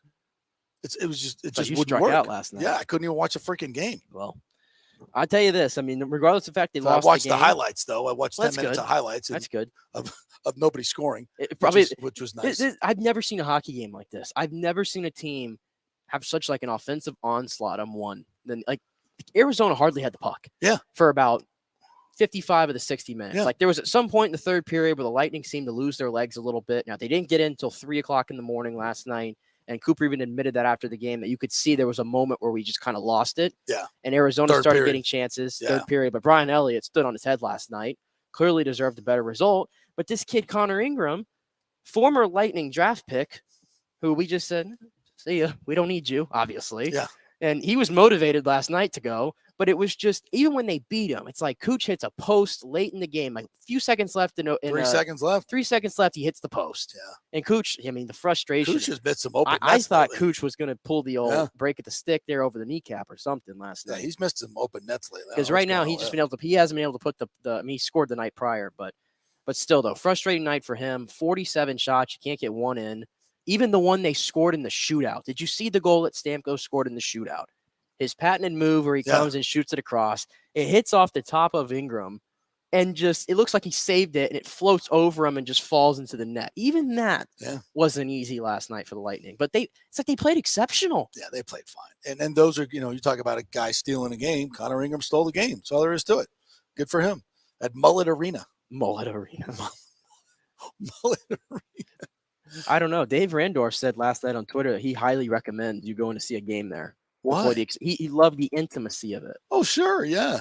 Because he showed a picture of where they were. I mean, they're right there, obviously, on the ice calling the game, basically. Yeah. So from an announcer standpoint, I think it's great. But all right. So let's talk a little Rays too. Lonnie says was looking at the Rays offense this season. The bottom half of our lineup is anemic, and if a big name gets hurt, it's going to get ugly. You mean like last year, when almost all the good offensive players were hurt? Yeah. And you were taking umbrage with something Topkin put out there, his latest story about the big left-handed bopper that we got. This is from his Twitter. Now, this is not like Topkin's opinion. This is just based on what the Rays are saying. Right. So I'll preface that first. But he says, seeking a lefty impact hitter, Rays pursued Michael Brantley, Brandon Belt, and likely a few more we didn't hear about.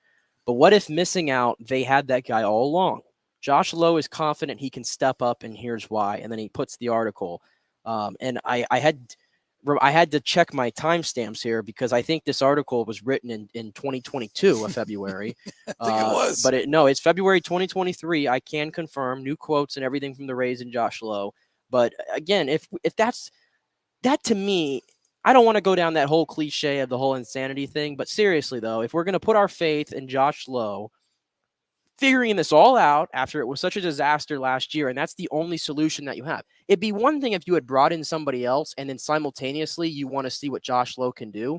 But if you're just putting all your hopes into Josh Lowe and that's your only move, what are the chances that works out? Now, he could. I mean, he's hit the ball all along the way in the minors. Last year, it didn't work out. It seems like they've been doing new things. I heard they were doing new things with his swing, the hitting coach there. Trying to see if they could get him to adjust a little bit better to big league pitching. I get all that, but I'm not putting all my eggs in that basket. But here we are. You'd be foolish too. I still think there's a move coming. I still think there's a move coming. I do too. So I'm not going to get too. I want to wait till we get to April and see what's going on, and even to the deadline, because this pitching staff, if it stays healthy, should certainly keep you in the hunt by the by the All-Star break. They'll be a decent team if they get any offense at all. They're going to be a good team, but to win the World Series, to go deep into the playoffs, they're going to get my goal. Yeah, which is our goal as fans, not management's goal, or I should say ownership's goal. you've got to go out and get those big boppers, and waiting till the deadline certainly makes sense. Because listen, if Josh Lowe figures it out, then you won't need you're not as desperate to go get a big bat. Yeah. If Brandon Lau's having a good year, if Wander Franco's having a good year, if all their hopes and dreams work out offensively, then you don't have to trade Glass now or Eflin or McClanahan at the deadline to get a big haul back and get some bona fide hitters. Yeah. So it gives you flexibility. So I think it's not a bad strategy, but we may have to sit through a lot of 2-1. Yeah. I just 3-1 games. Yeah. For the first half of the season. I just mean like Josh Lowe in general, though. I think it's a lot of pressure to put on him. Last year was a lot too when you trade a guy with 106 RBIs. But I mean, go get him, kid. But some of the things I was just mentioning, Chad Mottola worked with him. He said he narrowed his stance, he's lowered his hands, he's getting more compact in his swing to help him with all these obviously 100-mile-an-hour pitches that he was seeing last year that he just had no shot against. And they say the results so far, again, this is just BP and simulated games. I'm sure that it's worked out, but again, it absolutely nothing. It means absolutely nothing. And then Josh Lowe had this quote yesterday. I just think that shows the trust they have in me and the trust that I have in myself. Go out there and just be myself and know what I can do and just let it be all out there on the field. So he feels it that the ownership and the front office are giving him the green light to be the guy, and now he's got to go do it. It's a lot of pressure, though. It's a lot of pressure. And if I had seen some glimpses last year, I'd be a little bit more on board with it. But right now, I just didn't see anything last year. Like, I don't know what to go off of. And if you have an injury, this is my concern. It's like everybody's talking about the pitching. Well, what if you have pitching injuries and all this stuff? I know which we've had the Rays can cover up pitching. I have no doubt in that. Okay. Yeah, we've been successful but with that. Can they cover up hitting injuries? Because right now they don't have the depth. You're one injury away from throwing Taylor Walls and Luke Raley into the lineup. Right. That's what you have right now. Yeah. That's why, they if they can play the first half and not get a bunch of injuries. Yeah. Look, if these guys stay healthy, the following guys stay healthy, and it happened in 2021 when they had the second best offense. They got to get better. But if these guys stay healthy, Arozarena, Franco, obviously, who needs to take a step this year, no doubt about that. Brandon Lau, Yandy Diaz, Isak Paredes, I would go those five right there. If those five guys, and I throw Margot in there as well. If those six guys stay healthy, the Rays, I think, will be fine during the regular season. They'll be that 90 to 97 win team that I'm talking about. But again, what can you do in the postseason? Right. That's the big question here with this team this year. That's the theme, because the Rays have admitted it. Getting to the postseason now is just not enough. I agree. And we're, it's great to say, but we're tired of just making the playoffs. No. And if I have all that pitching, by the way, I'm using it as trade bait. Of course. To me, like, you gotta have a balanced team. Even some of the prospects to me that haven't shown me a lot, if they still have trade value out there, like a guy like Vidal Brujan, who I don't see a path for him truly to make this team this year. I think Aranda's a much better hitter than him. Yeah. And he'll be on this team over him. I'm using him as trade bait. I'm using Luis Patino as trade bait because I just don't know what I have there. And I would float even Todd Bradley into the mix. I know he's the great prospect, but I know the Rays can find somebody like that, and they have other guys like that.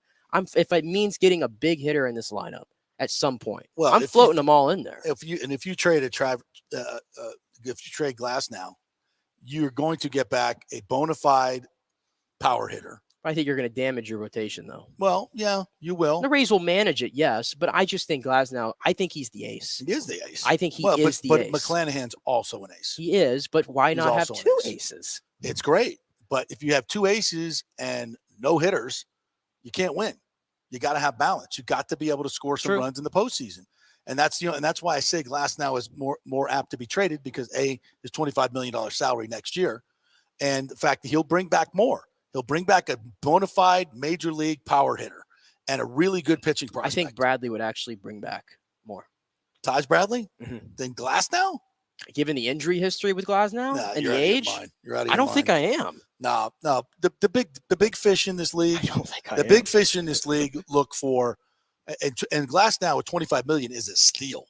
If he stays healthy, he's a steal at $25 million to these other situations teams. are different. If the Mets have injuries in their rotation and Steve Cohen wants to go on a bender, okay, that's different. He's already been on a bender, bro, and he ain't stopping. Yeah, that's different. He ain't stopping until that's different. If the Dodgers, trophy. if we get around June and the Dodgers have injuries with Kershaw again, like usual, and the rotation's looking a little thin, and there will be, they might make a phone call. And we'll. But if you're the Rays, and I'm assuming that you're winning, there's no incentive to trade Tyler Glasnow if he's pitching well. But that would be so stupid. The general manager has been instructed, under no circumstances are we paying $25 million to one player. That's never going to happen in Tampa Bay. How do you know that? I can see. You just tell me we're just giving out contracts with these numbers. Unlike you, I am a student of history, and I watch what people do, not what they say. And what they did was they gave out $25 million. Have they paid it yet? Did they pay out the Longoria contract? No. Hey, they moved on. They didn't. And listen, they are never going to pay Glasnow $25 million. And if I'm wrong, I'm wrong. Thank God. I'll be the happiest guy to be wrong in this instance. But I'm not one of you fools that's going to listen to Stuart Sternberg and say, "Oh, we're on a spending spree." Go look at their spending spree that they're on and how much money they're spending in the next year or two while he's going to own the club until he sells it. He don't give a rat's ass about any contract after 2 years because he won't be the owner. He'll already have taken his $1.5 billion profit and moved on by then. So maybe I'll say a caveat. The new owner may pay that. The new owner, but not Stu Sternberg, in my opinion. So, yeah. So let's all pray for new ownership. Then we'll get to keep Glasnow and have a new stadium in Tampa, which would be awesome. All right, we'll take a break. We'll come back on the other side, and we got some sound we want to get to. Tiger Woods is teeing it up today. Nice little group they got going out at 3:09 today in L.A. So we'll tell you about that at the Genesis Invitational. And we got a few other tidbits we want to get to. Stay with us. Quick break.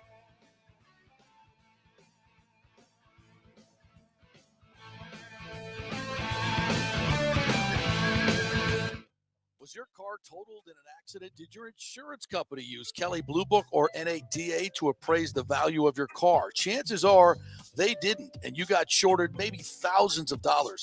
Call the Jeeves Law Group for a free case evaluation because your insurance company may still owe you money. 727-894-2929. It's a free call, so why not find out if you have a case?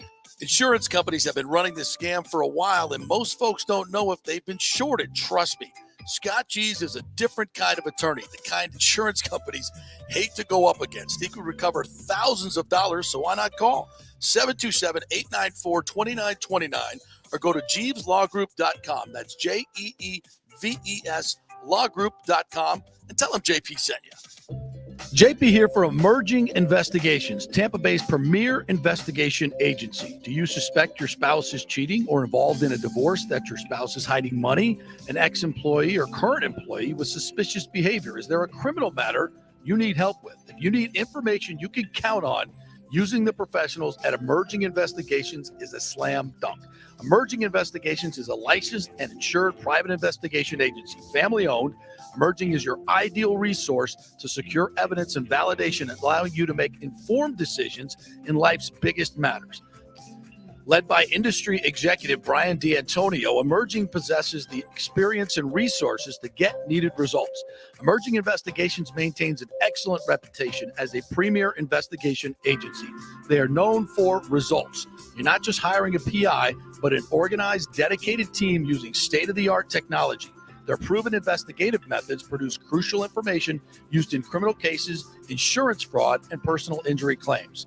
Many local attorneys, industry agencies, and your concerned neighbors all count on Emerging Investigations. Just go to their website, emerginginv.com, or call 813-291-FACT. That's 813-291-FACT-3228. Get results you can trust in life's biggest matters. Emerging Investigations. Well, it's that time of year to renew or shop your health insurance provider, and you can get great health insurance for $20, $30, $50 a month. Just call 888-325-0605 to help navigate the health insurance marketplace. 1 out of 3 people in Florida are uncovered because they think they can't afford it. Not true. I made the call a couple of years ago, and they helped me get Blue Cross Blue Shield coverage, Florida Blue, for just $20 a month. Last year, it went up to $49. Oh, well. It all depends on your income and your family situation. It's a free call, 888-325-0605. They will ask for some income information. So if you have your tax returns available, that will be great, but you don't need it. They'll just answer some simple questions, and the highly trained reps will do the work for you to find out what your subsidy will be. 888-325-0605. And if you have a plan through your employer, you may be able to get it cheaper. It's a free call, so find out, folks. This has been a lifesaver for me and saved me thousands of dollars over the last few years, and you can choose your plan. It's a no-brainer. Find out. Make the free call. 888-325-0605. Get covered like me and thousands of others. 888-325-0605. The PGA Tour's Valspar Championship returns this March 16th to the 19th with 4 days of golf action plus a host of fun activities that make it Tampa Bay's hottest spring sports ticket. Sam Burns, who won in a thrilling playoff last year, is looking to make it 3 wins in a row on the Copperhead course at Innisbrook Resort. He will be challenged by a top field that includes Jordan Spieth, returning for the first time in 5 years. The 2015 Valspar champ counts 13 PGA Tour victories, including 3 majors in his career. It will be a great field and great fun. Tickets are on sale now at ValsparChampionship.com for all tournament days, both grounds tickets and premium ticket options. You don't want to miss the 2023 Valspar Championship.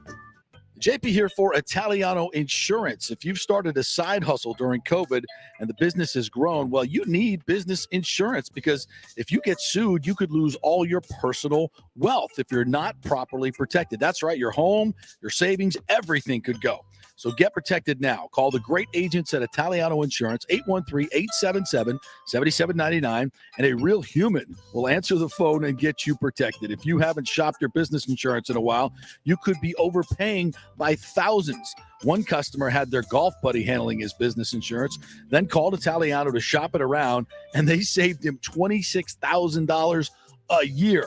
Yeah, so call 813-877-7799 or go to ItalianoInsurance.com. Italiano Insurance, protecting all the pieces of your life for over 60 years. The boys are back. The PGA Tour's Valspar Championship returns March 16th to the 19th with 4 days of incredible golf plus a host of activities that make it Tampa Bay's hottest spring sports ticket. There is more to the Valspar than just great golf. It's the Hooters Owl's Nest, the Snake Pit Club, accessible by premium tickets, and other great venues throughout the course for those with ground tickets. And new in 2023 is the Rooftop, a new prestigious venue at the 18th green with music, food, and fun. Plus, you never know who you're going to see at the Rooftop. Tickets are on sale now at ValsparChampionship.com for all tournament days, both grounds tickets and premium ticket options. You don't want to miss the 2023 Valspar Championship. Ladies and gentlemen, Let's rock. This is FanStream Sports with JP. All right, welcome back to the JP Peterson Show, brought to you by the Jeeves Law Group, JEEVESLawgroup.com, and Bay Area Modern Medical Center, and Italiano Insurance. Great time to get your insurance checkup if you are spending way too much money on your homeowner's insurance, which we all are. If you are spending way too much money on your auto insurance, which you probably are, all those things are going up, but you could shop around a bunch of different companies. Let Italiano Insurance do the shopping. You do the saving. That's how it works. 813-877-7799. Tell them JP sent you and you want the insurance checkup. And remember, if you do not have business insurance, you could be risking all of your personal wealth if you get sued. So get that business insurance and get a quote from Italiano Insurance. 813-877-7799. You said the Rays just put out a hype video narrated by Dick Vitale. I was just going to point it out because I know you said you're having trouble getting into baseball season at this moment. I am. So much Bucs stuff going on, the Lightning going on. It's golf season as well, which I know you're very passionate about. Mm-hmm. But the Rays put out this little 3-minute hype video narrated by a good buddy of yours, Dick Vitale. Oh, all right, baby. And it the sounds Rays are 25 years old, baby. You're going to have to watch it after the show, but everybody sees it's like a Goosebumps type little video. So, oh, good. I'm looking forward to that. So maybe that'll get you in the spirit. Yeah, hopefully. And maybe I will go over to Disney and, watch the old spring training. I think they're only playing smell the grass. I think they're only playing one game, I think. Yeah. Is what I heard. Yeah. But you can go, I think, to the backfields and see the players and everything. Obviously. That's another miscalculation. Who wants to go see spring training at the Trop? Are they playing? Is that where they're going after? Yeah. At the Trop? Yeah. Yeah. Nobody wants to see indoor. I mean, we got Spring that all year training. long. Spring training is the only escape from it, isn't it? Right. I mean, well, Well, where's he gonna go though? I mean, go seriously. to Clearwater or go to.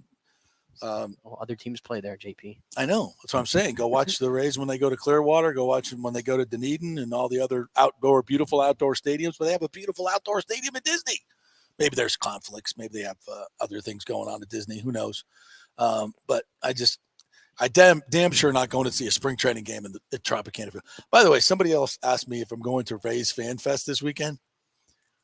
What? I'm sorry. I don't get the whole Fan Fest thing. Like, what's wrong with Fan Fest? what is it? What do you mean? What is it? What is it?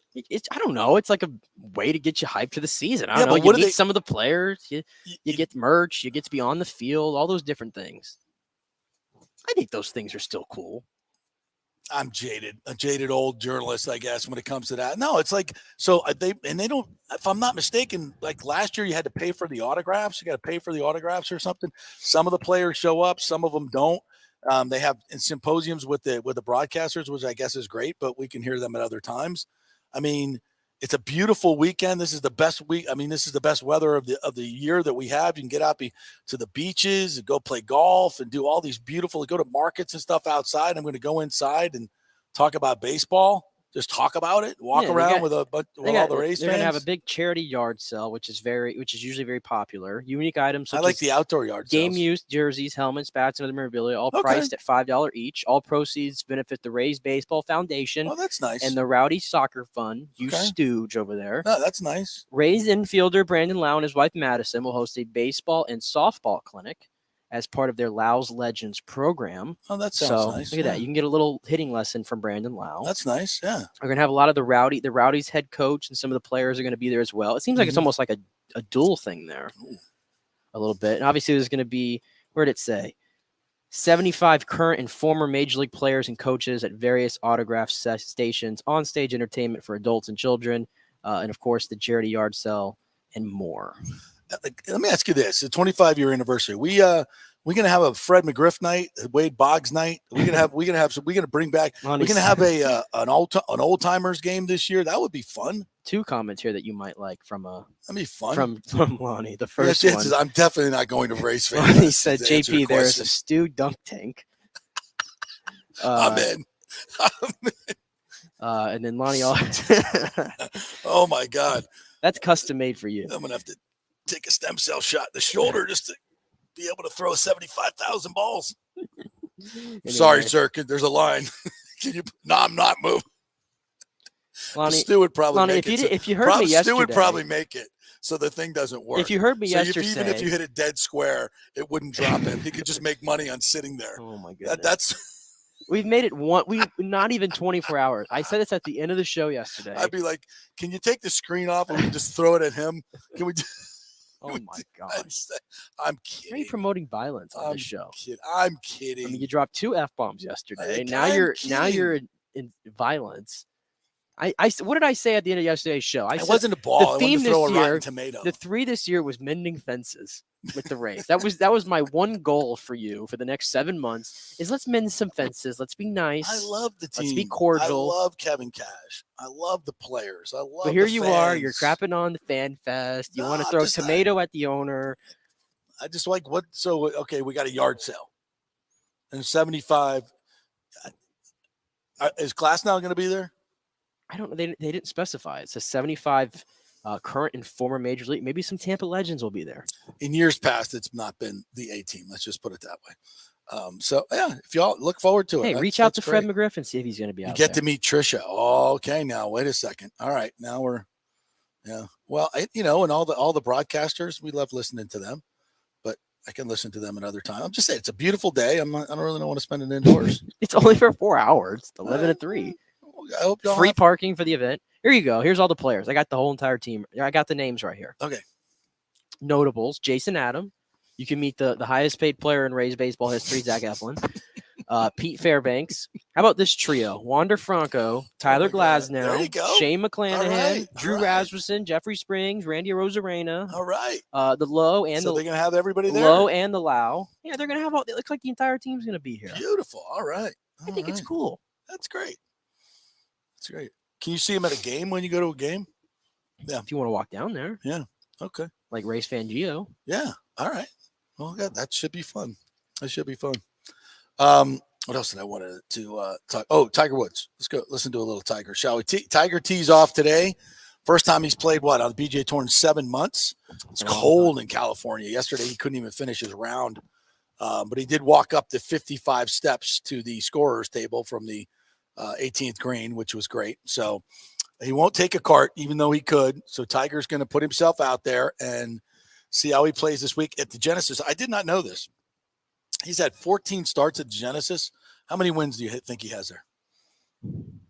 Because you're bringing it up, I'm going to go 0. 0, yeah. I it's did his not know event, that. Right? No, not really. But it's the first event I think he ever played in. If I'm not mistaken, it was LA. I thought this was his event. That's what I've been hearing. No, well, I guess he's part of it. Yeah, he's associated with obviously the Genesis that saved his life. Right? Badass SUV they have. So yeah, I think he's part of. Yeah, he is. He's got a couple events, but this is the one he does out in California. He's never won it, which is interesting. Interesting.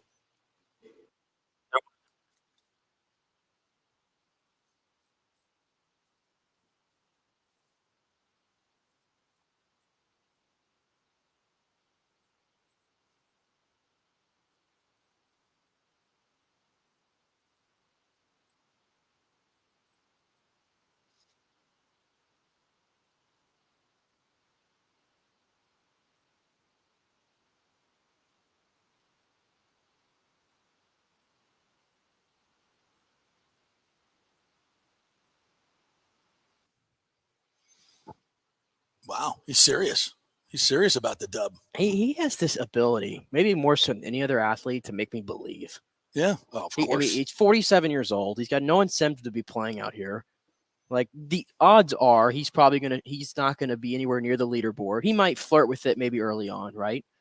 Like, yeah. Then he says stuff like that. I'm here to get that W, right? And he does it with that little smile. You believe him. Yeah. You're invested. And the fact that he's playing with Rory and JT today, I mean, the ratings, I'm not sure where it starts on because golf coverage is all over the place, right? Yeah, exactly. But I have to think the ratings this week are going to be insane. If he makes the cut. Especially if he makes the cut. But even today, like they have a nice tee time at midday. So people that get off of work. Rory and Justin, right? Yeah, so even people that get off work in the Eastern time will be able to see it. So I'm excited. I already know. I mean, my 3 to 8 or whatever it's going to be is already filled. Yeah, I'm going to watch Tiger. I hope he plays well. I hope he plays well. We always have that hope with Tiger, don't we? Yeah, but I don't think he will. It's getting a little harder. Yeah, I hate the last time we saw him was at was it at St. Andrews last time? Yeah, I think. Yeah. It was around then, or no? It was the PGA when he withdrew. Yeah, it wasn't good. It wasn't good. Wasn't good. Bad conditions. It was cold. I'm not sure what the conditions are today, but yesterday it was warming up. It was like 40 in the morning. It's weird. The East Coast is having record highs, and the West Coast is having record lows. Wow, is that weird? Yeah, it's crazy. Yeah, so my poor son in Chicago's minus 16 today. Minus 16. Minus 16. Yikes, son, come home. It's warm here. It's 80 degrees here today. Yeah, I play a little golf yesterday. Palmacia. Whoa, what a beautiful day to play golf. Well, had a couple of really good shots and some really bad shots too. All right, we'll take a quick break. When we come back, Walter Carter is going to join us from the NFL alumni. They got a big golf tournament coming up, and you could win a trip to the national tournament, which is always incredible. The Super Bowl Scramble Golf Tournaments. Really, really cool deal. So we'll talk about that. And we're going to ask Walter. He played in the era where there was no replay. Can you believe that? They actually played football without replay? That's true. And we'll see what the players think about that. So stay with us.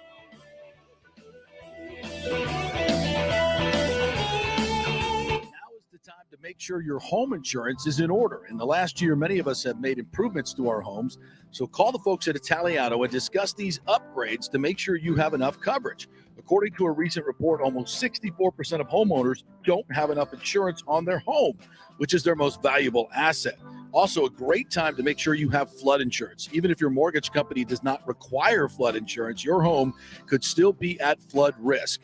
Another big item as we enter hurricane season is making sure your pool enclosure is added to your policy and there will be no issue at claim time. That happens a lot. So call your friendly agent at Italiano Insurance to review your policies today. 813-877-7799 or ItalianoInsurance.com. Well, it's that time of year to renew or shop your health insurance provider, and you can get great health insurance for $20, $30, $50 a month. Just call 888-325-0605 to help navigate the health insurance marketplace. 1 out of 3 people in Florida are uncovered because they think they can't afford it. Not true. I made the call a couple of years ago, and they helped me get Blue Cross Blue Shield coverage, Florida Blue, for just $20 a month. Last year, it went up to $49. Oh, well. It all depends on your income and your family situation. It's a free call, 888-325-0605. They will ask for some income information. So if you have your tax returns available, that will be great, but you don't need it. They'll just answer some simple questions, and the highly trained reps will do the work for you to find out what your subsidy will be. 888-325-0605. And if you have a plan through your employer, you may be able to get it cheaper. It's a free call, so find out, folks. This has been a lifesaver for me and saved me thousands of dollars over the last few years, and you can choose your plan. It's a no-brainer. Find out. Make the free call. 888-325-0605. Get covered like me and thousands of others. 888-325-0605. The PGA Tour is back. The Valspar Championship returns to Innisbrook March 16th to the 19th with 4 days of great golf action and a host of fun activities that make it Tampa Bay's hottest spring sports ticket. Every tournament day offers something different. On Friday, we'll celebrate St. Patrick's Day with the wearing of the green. Saturday means Valspar Live, where tournament patrons will be able to enjoy country music superstar Darius Rucker with a free 90-minute show after the conclusion of play. And on Sunday, we're going to crown a champion. You don't want to miss it. Everybody will be there. Tickets on sale now at ValsparChampionship.com for all tournament days, both grounds and premium ticket options. You don't want to miss it. The 2023 Valspar Championship. Hey, guys, it's a new year, so are you looking for a new you to lose weight, lean up? There are many diets and chiropractors and weight loss clinics out there, but you know where to start? Bay Area Modern Medical Center. Chris Lugo, PA, and his professional staff will devise a personal plan for you that gets results and help you keep the weight off. Everybody metabolizes food and supplements differently, and many of these other approaches are designed for the masses, the quick weight loss, but it doesn't stay off, right? Chris will spend one-on-one time with you to find out what works best for you, so the weight comes off safely without use of drugs that only work temporarily. So call 844-977-3477 or go to BAMMC.com. And Chris will join us each Monday at 11:45 to talk about your wellness and the significant injuries to athletes in the sports world. That's 844-977-3477 or BAMMC.com. Pure sports. JP is back on. Welcome back. FanStream Sports. All right, welcome back to the JP Peterson Show, brought to you by the great folks at the Jeeves Law Group and Bay Area Modern Medical Center and American Mortgage Services. Our good friend Scott Fitzgerald, Scotty Fitz, who just got back from Vegas, did Super Bowl Vegas, and have him call in, regale us of stories of that. But in the meantime, we're going to welcome in our good friend Walter Carter, who was the president of the NFL Alumni Association here in Tampa. Played for my Florida State Seminoles, was an All-American there on that 1979 Bobby Bowden team that went to the Orange Bowl. What's up, Walter? How are you, my friend? Hello, JP. Hey, guys. Fantastic. Knowles are making a nice comeback. I like that intro. Yeah, they really are, aren't they? I cannot wait to see this team play this upcoming year.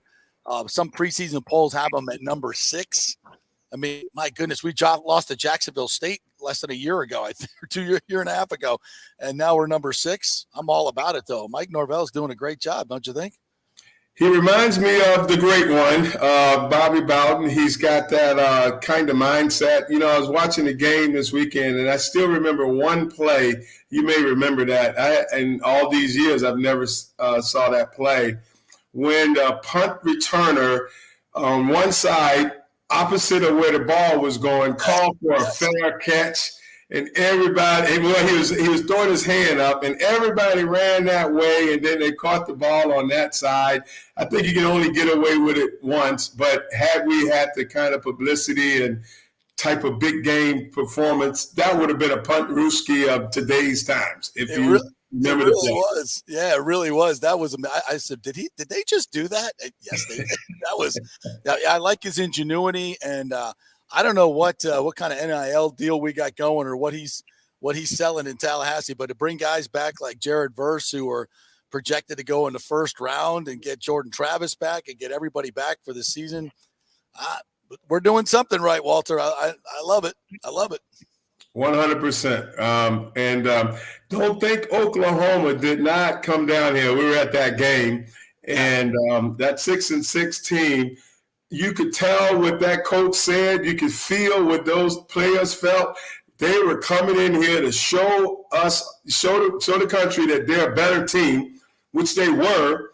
And they literally, from an old Tyson comment, they punched us right in the mouth and we punched back. I mean, it was, and so that was a resolve we have not seen in our guys for so long. And nobody opt out.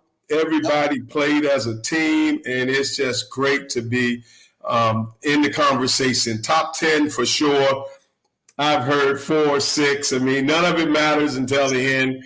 And man, do we have a September, because I was looking at that schedule. We'll know what we got real early.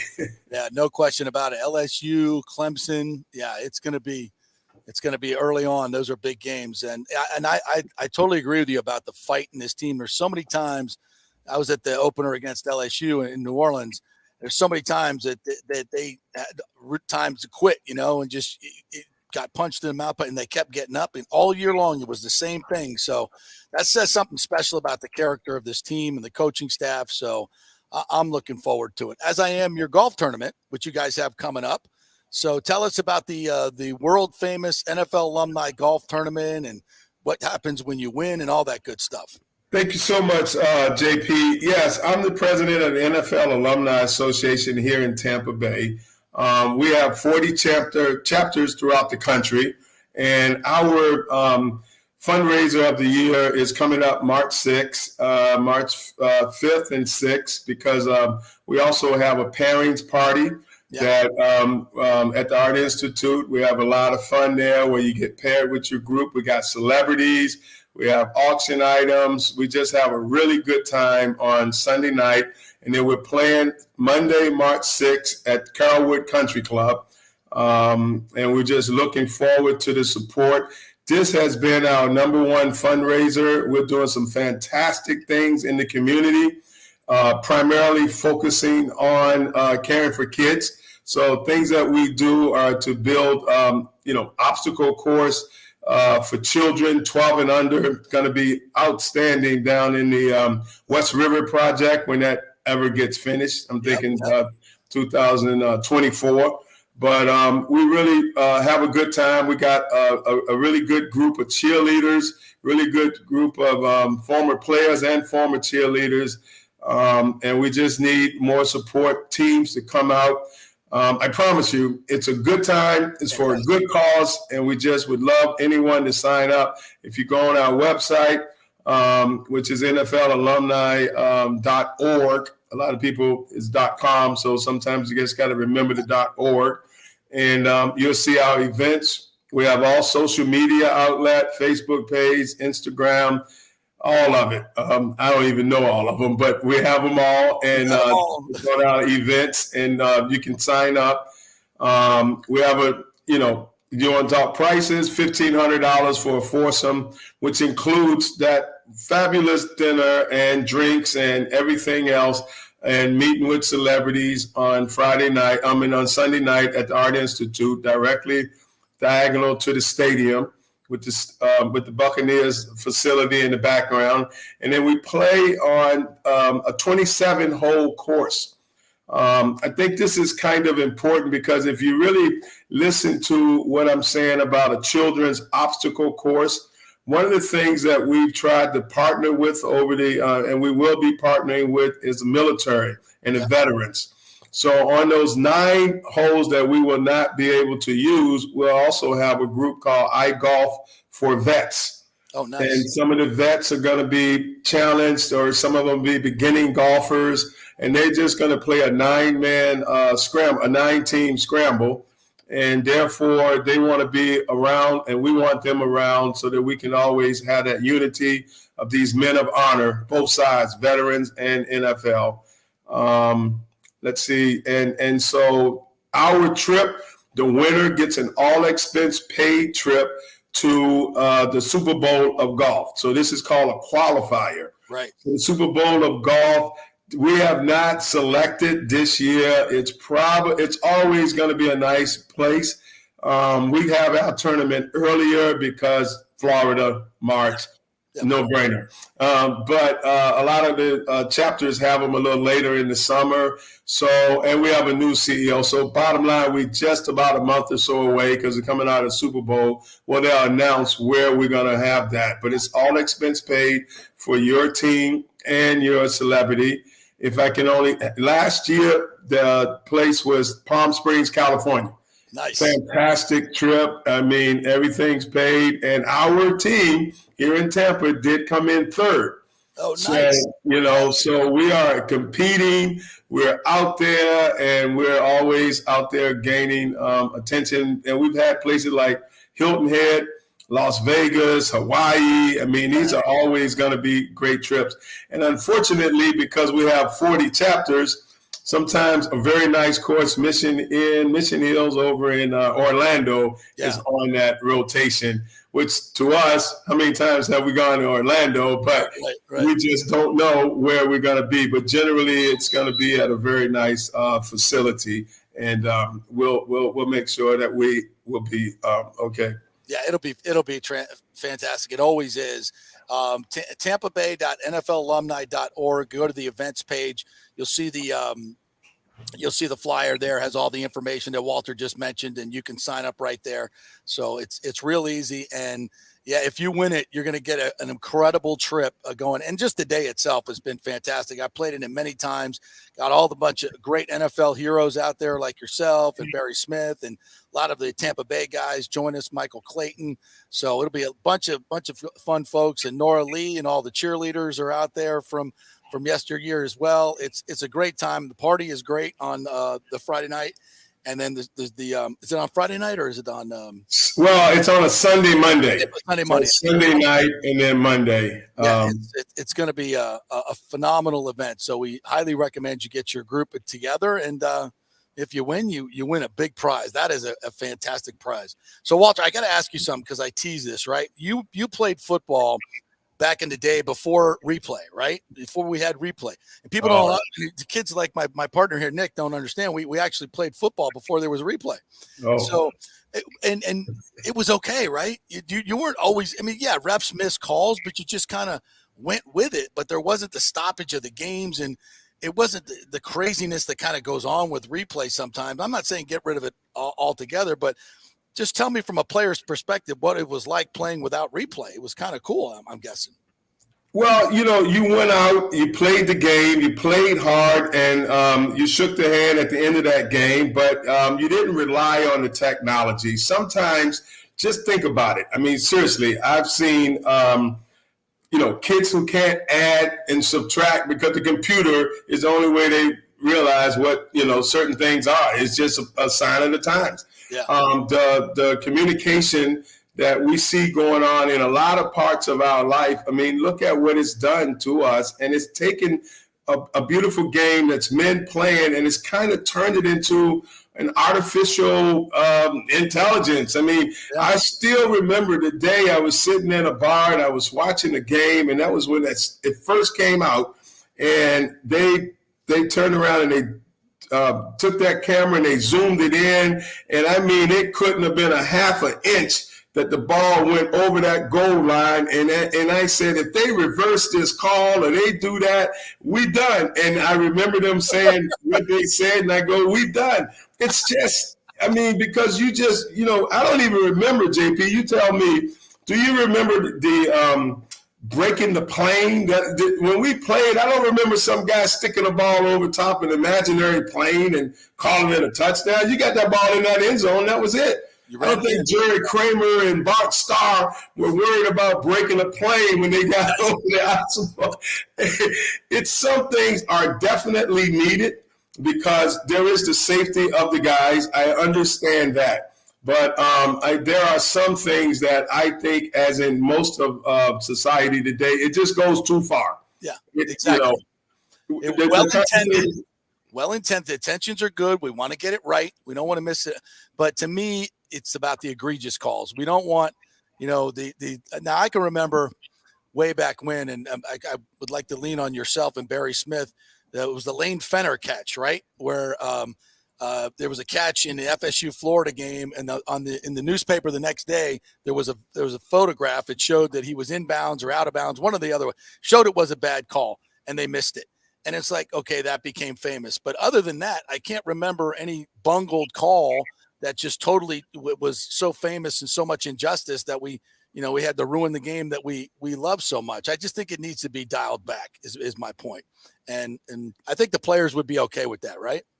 I'm in agreement. I mean, when you heard when I was speaking about the military and I was speaking, what was the term I used? Men of honor. Yeah. Okay. And that's really what this is. You play a game and you play it the right way. You do things the honorable way. But sometimes I remember being in that locker room and I remember Coach saying, it doesn't matter to me what the refs call. It don't matter to me what the fans say. We got a job to do. You go out there and you do your job. And if you do what's right, you get what's right. You win that game. I can recite those speeches. Yeah. Now it's kind of like, let's see what the booth says. Yeah. Let's wait and see. This is just getting to that point that it's just taking away so much of the character of the game. And I'm not saying that they are not trying to do it the right way.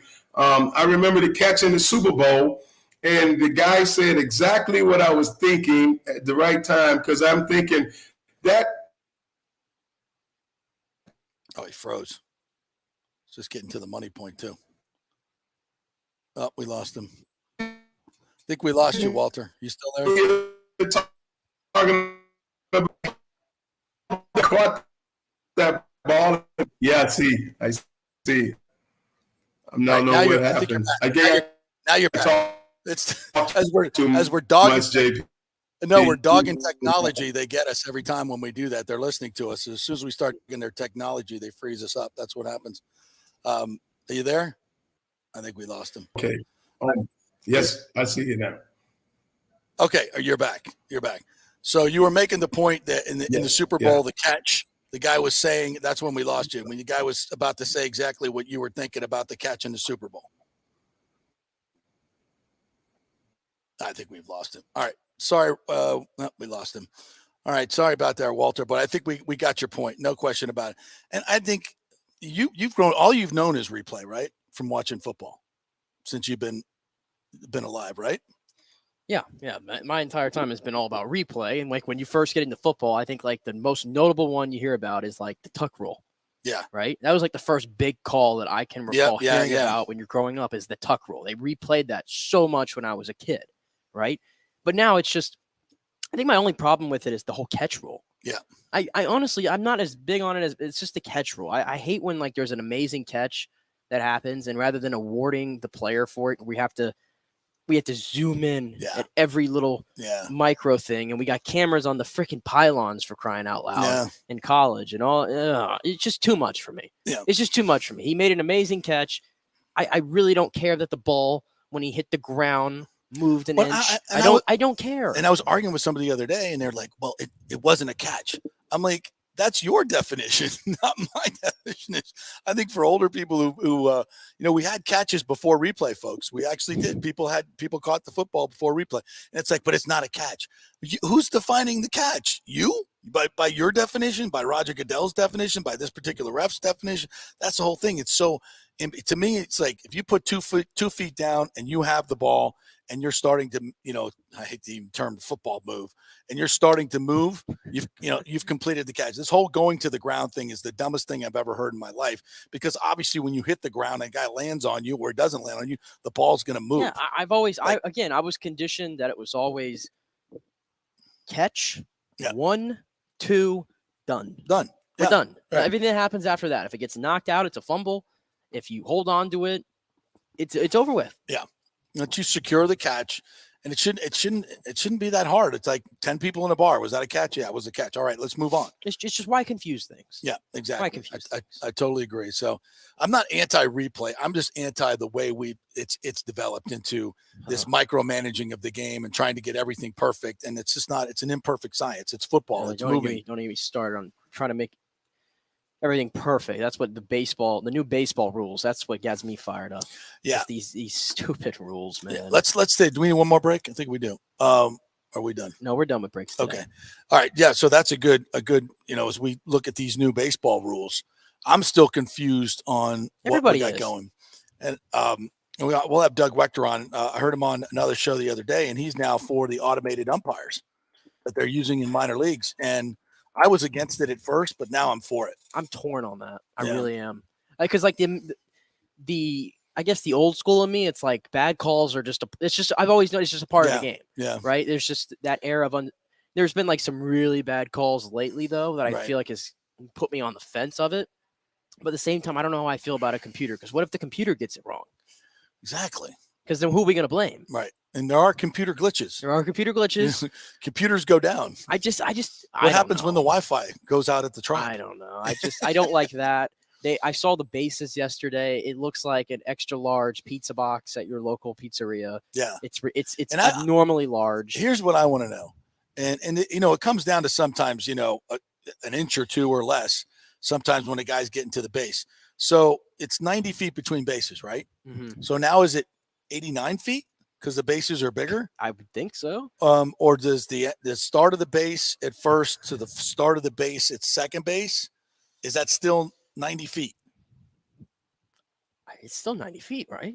I don't know. Is it measured to the middle of the base or the edge of the base? I don't feel like these things have even been like covered. Right. There's so much uncertainty. All these rules. Because if it's a bigger base, the old 90 feet is now 89 feet 6 inches. Yeah. I don't know. I don't know. In the timing of some of these rules, like they announced these literally like a day ago. Right. I'm like, spring training's about to start, and we're announcing like the new one now. It's like the stolen base is like the lost art in baseball. I agree. Right. So I don't necessarily. This one I think it's a weird way to get more stolen bases, but it's a weird way. Yeah, where you can only throw 2 times over to first base to try to pick them off or whatever. So that you're going to just ruin or get rid of rather the whole just lobbing it over there just for the sake of it. And I may be just not getting the spirit of this rule. So once you make 2 throws over. Yeah. Okay. The guy's got the green light now. Okay. So when can he run? When the pitcher's got the ball, he could just turn around and throw to second base. That doesn't count. He still has to go through the normal stealing progression, but he doesn't have to worry about being picked off. So throwing over doesn't. Yeah. So he can get out as far as he wants theoretically. Yeah, he can get out as far as he wants because you can't throw exactly. So they're trying to put more stolen bases in the game, which but that's I don't what I'm mind. saying is like, how far can he get off? If you can't throw to first base, you can throw to second base. I was gonna say, if he gets like halfway down the line, can we just throw to second real quick and then fire one over to first? And I guess that's it. See, that's what I'm saying. Are we gonna start seeing this? Like, so the leads will be dependent upon how far can I get off the base where he has to throw it to second base, or can he run? I don't know. Can he run and beat you to first base? And if he starts running, can he then throw the ball to first base at some point?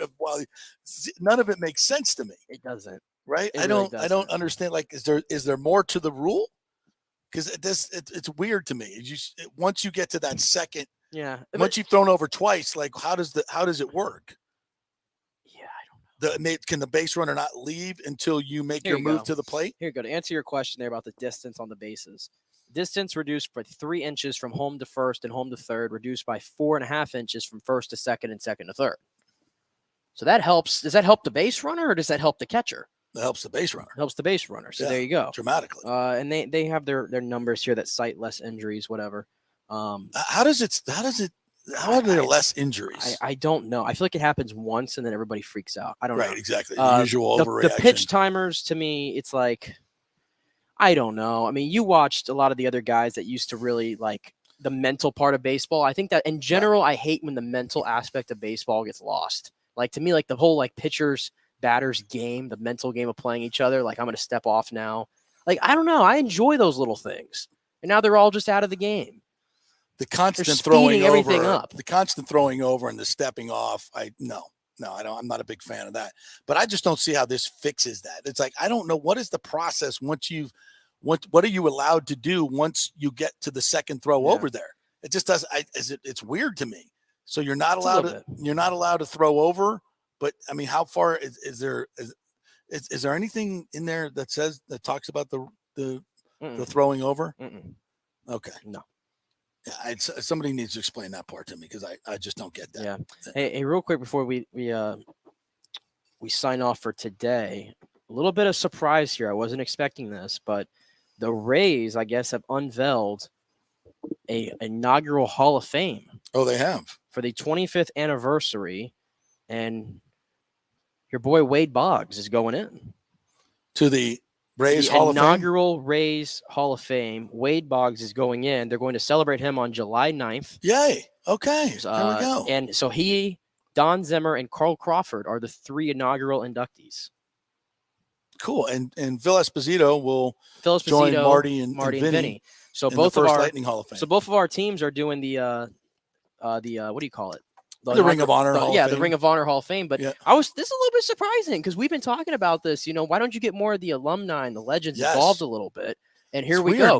We talk about it and it happens. Well, there you go. And this is some other things. They're going to wear the Devil Rays unis on opening day. Wow. And every Friday home game as well. Well, there you go. I'm all for because I love my Devil Rays. Sans the socks. I'm for it. Some cool things right there. So Don Zimmer is going to be inducted on April 2nd, Wade Boggs on July 9th, and Carl Crawford on August 26th. Nice. I haven't seen Carl Crawford since he's been gone. No, have not. You? No. It's gonna be cool. Well, that's because they never bring them back. They never celebrate their alumni. I know. That's why I was like, this is a little surprising to me that they absolutely. But this is much needed. Much needed. Finally, because there's some great nostalgia. I mean, I know the teams weren't great, but Wade Boggs is a Hall of Famer. Freddie McGriff is now a Hall of Famer. Zimmer a Hall of Famer? I'm not sure. Carl Crawford though was the heartbeat of the maybe the best team the Rays ever had. Yeah. The 08 team? The 08 team. And he was the original Ray that I think everybody identified. Like before Longoria, there was Carl Crawford. Right. Yeah. He was their first star, I think. He was their first star. Yeah. Quentin McCracken wasn't their first star? Quentin McCracken, no, he wasn't. Ben Grieve was not it either. No? No. Randy Wynn, no. Not a Randy Wynn fan? He was okay, actually, for a few years. How about Esteban Gon? Esteban Gon. That dude could throw a gopher ball. Who's the dude that broke his arm on the pitch? Who was that again? Oh, twice he did it. The lefty. Oh, what was his name? That was gruesome. I forget his name. I can't remember the name. I don't even know why. That's what you remember. I'm not even laughing about it. I don't know why I'm laughing about it. Gruesome. All right. Our thanks to Walter Carter who joined us there. And our thanks to you guys for listening today. We had a really spirited discussion about where the Bucs are right now. If you missed that, go back to the beginning of our show. And you can do that on our app or on YouTube or RHS TV as well. You can download that app on your TV. We will be back tomorrow with more fun and frivolity. And the Bolts will be in Vegas on Saturday. So we'll look ahead to that tomorrow. Have a great day, everybody.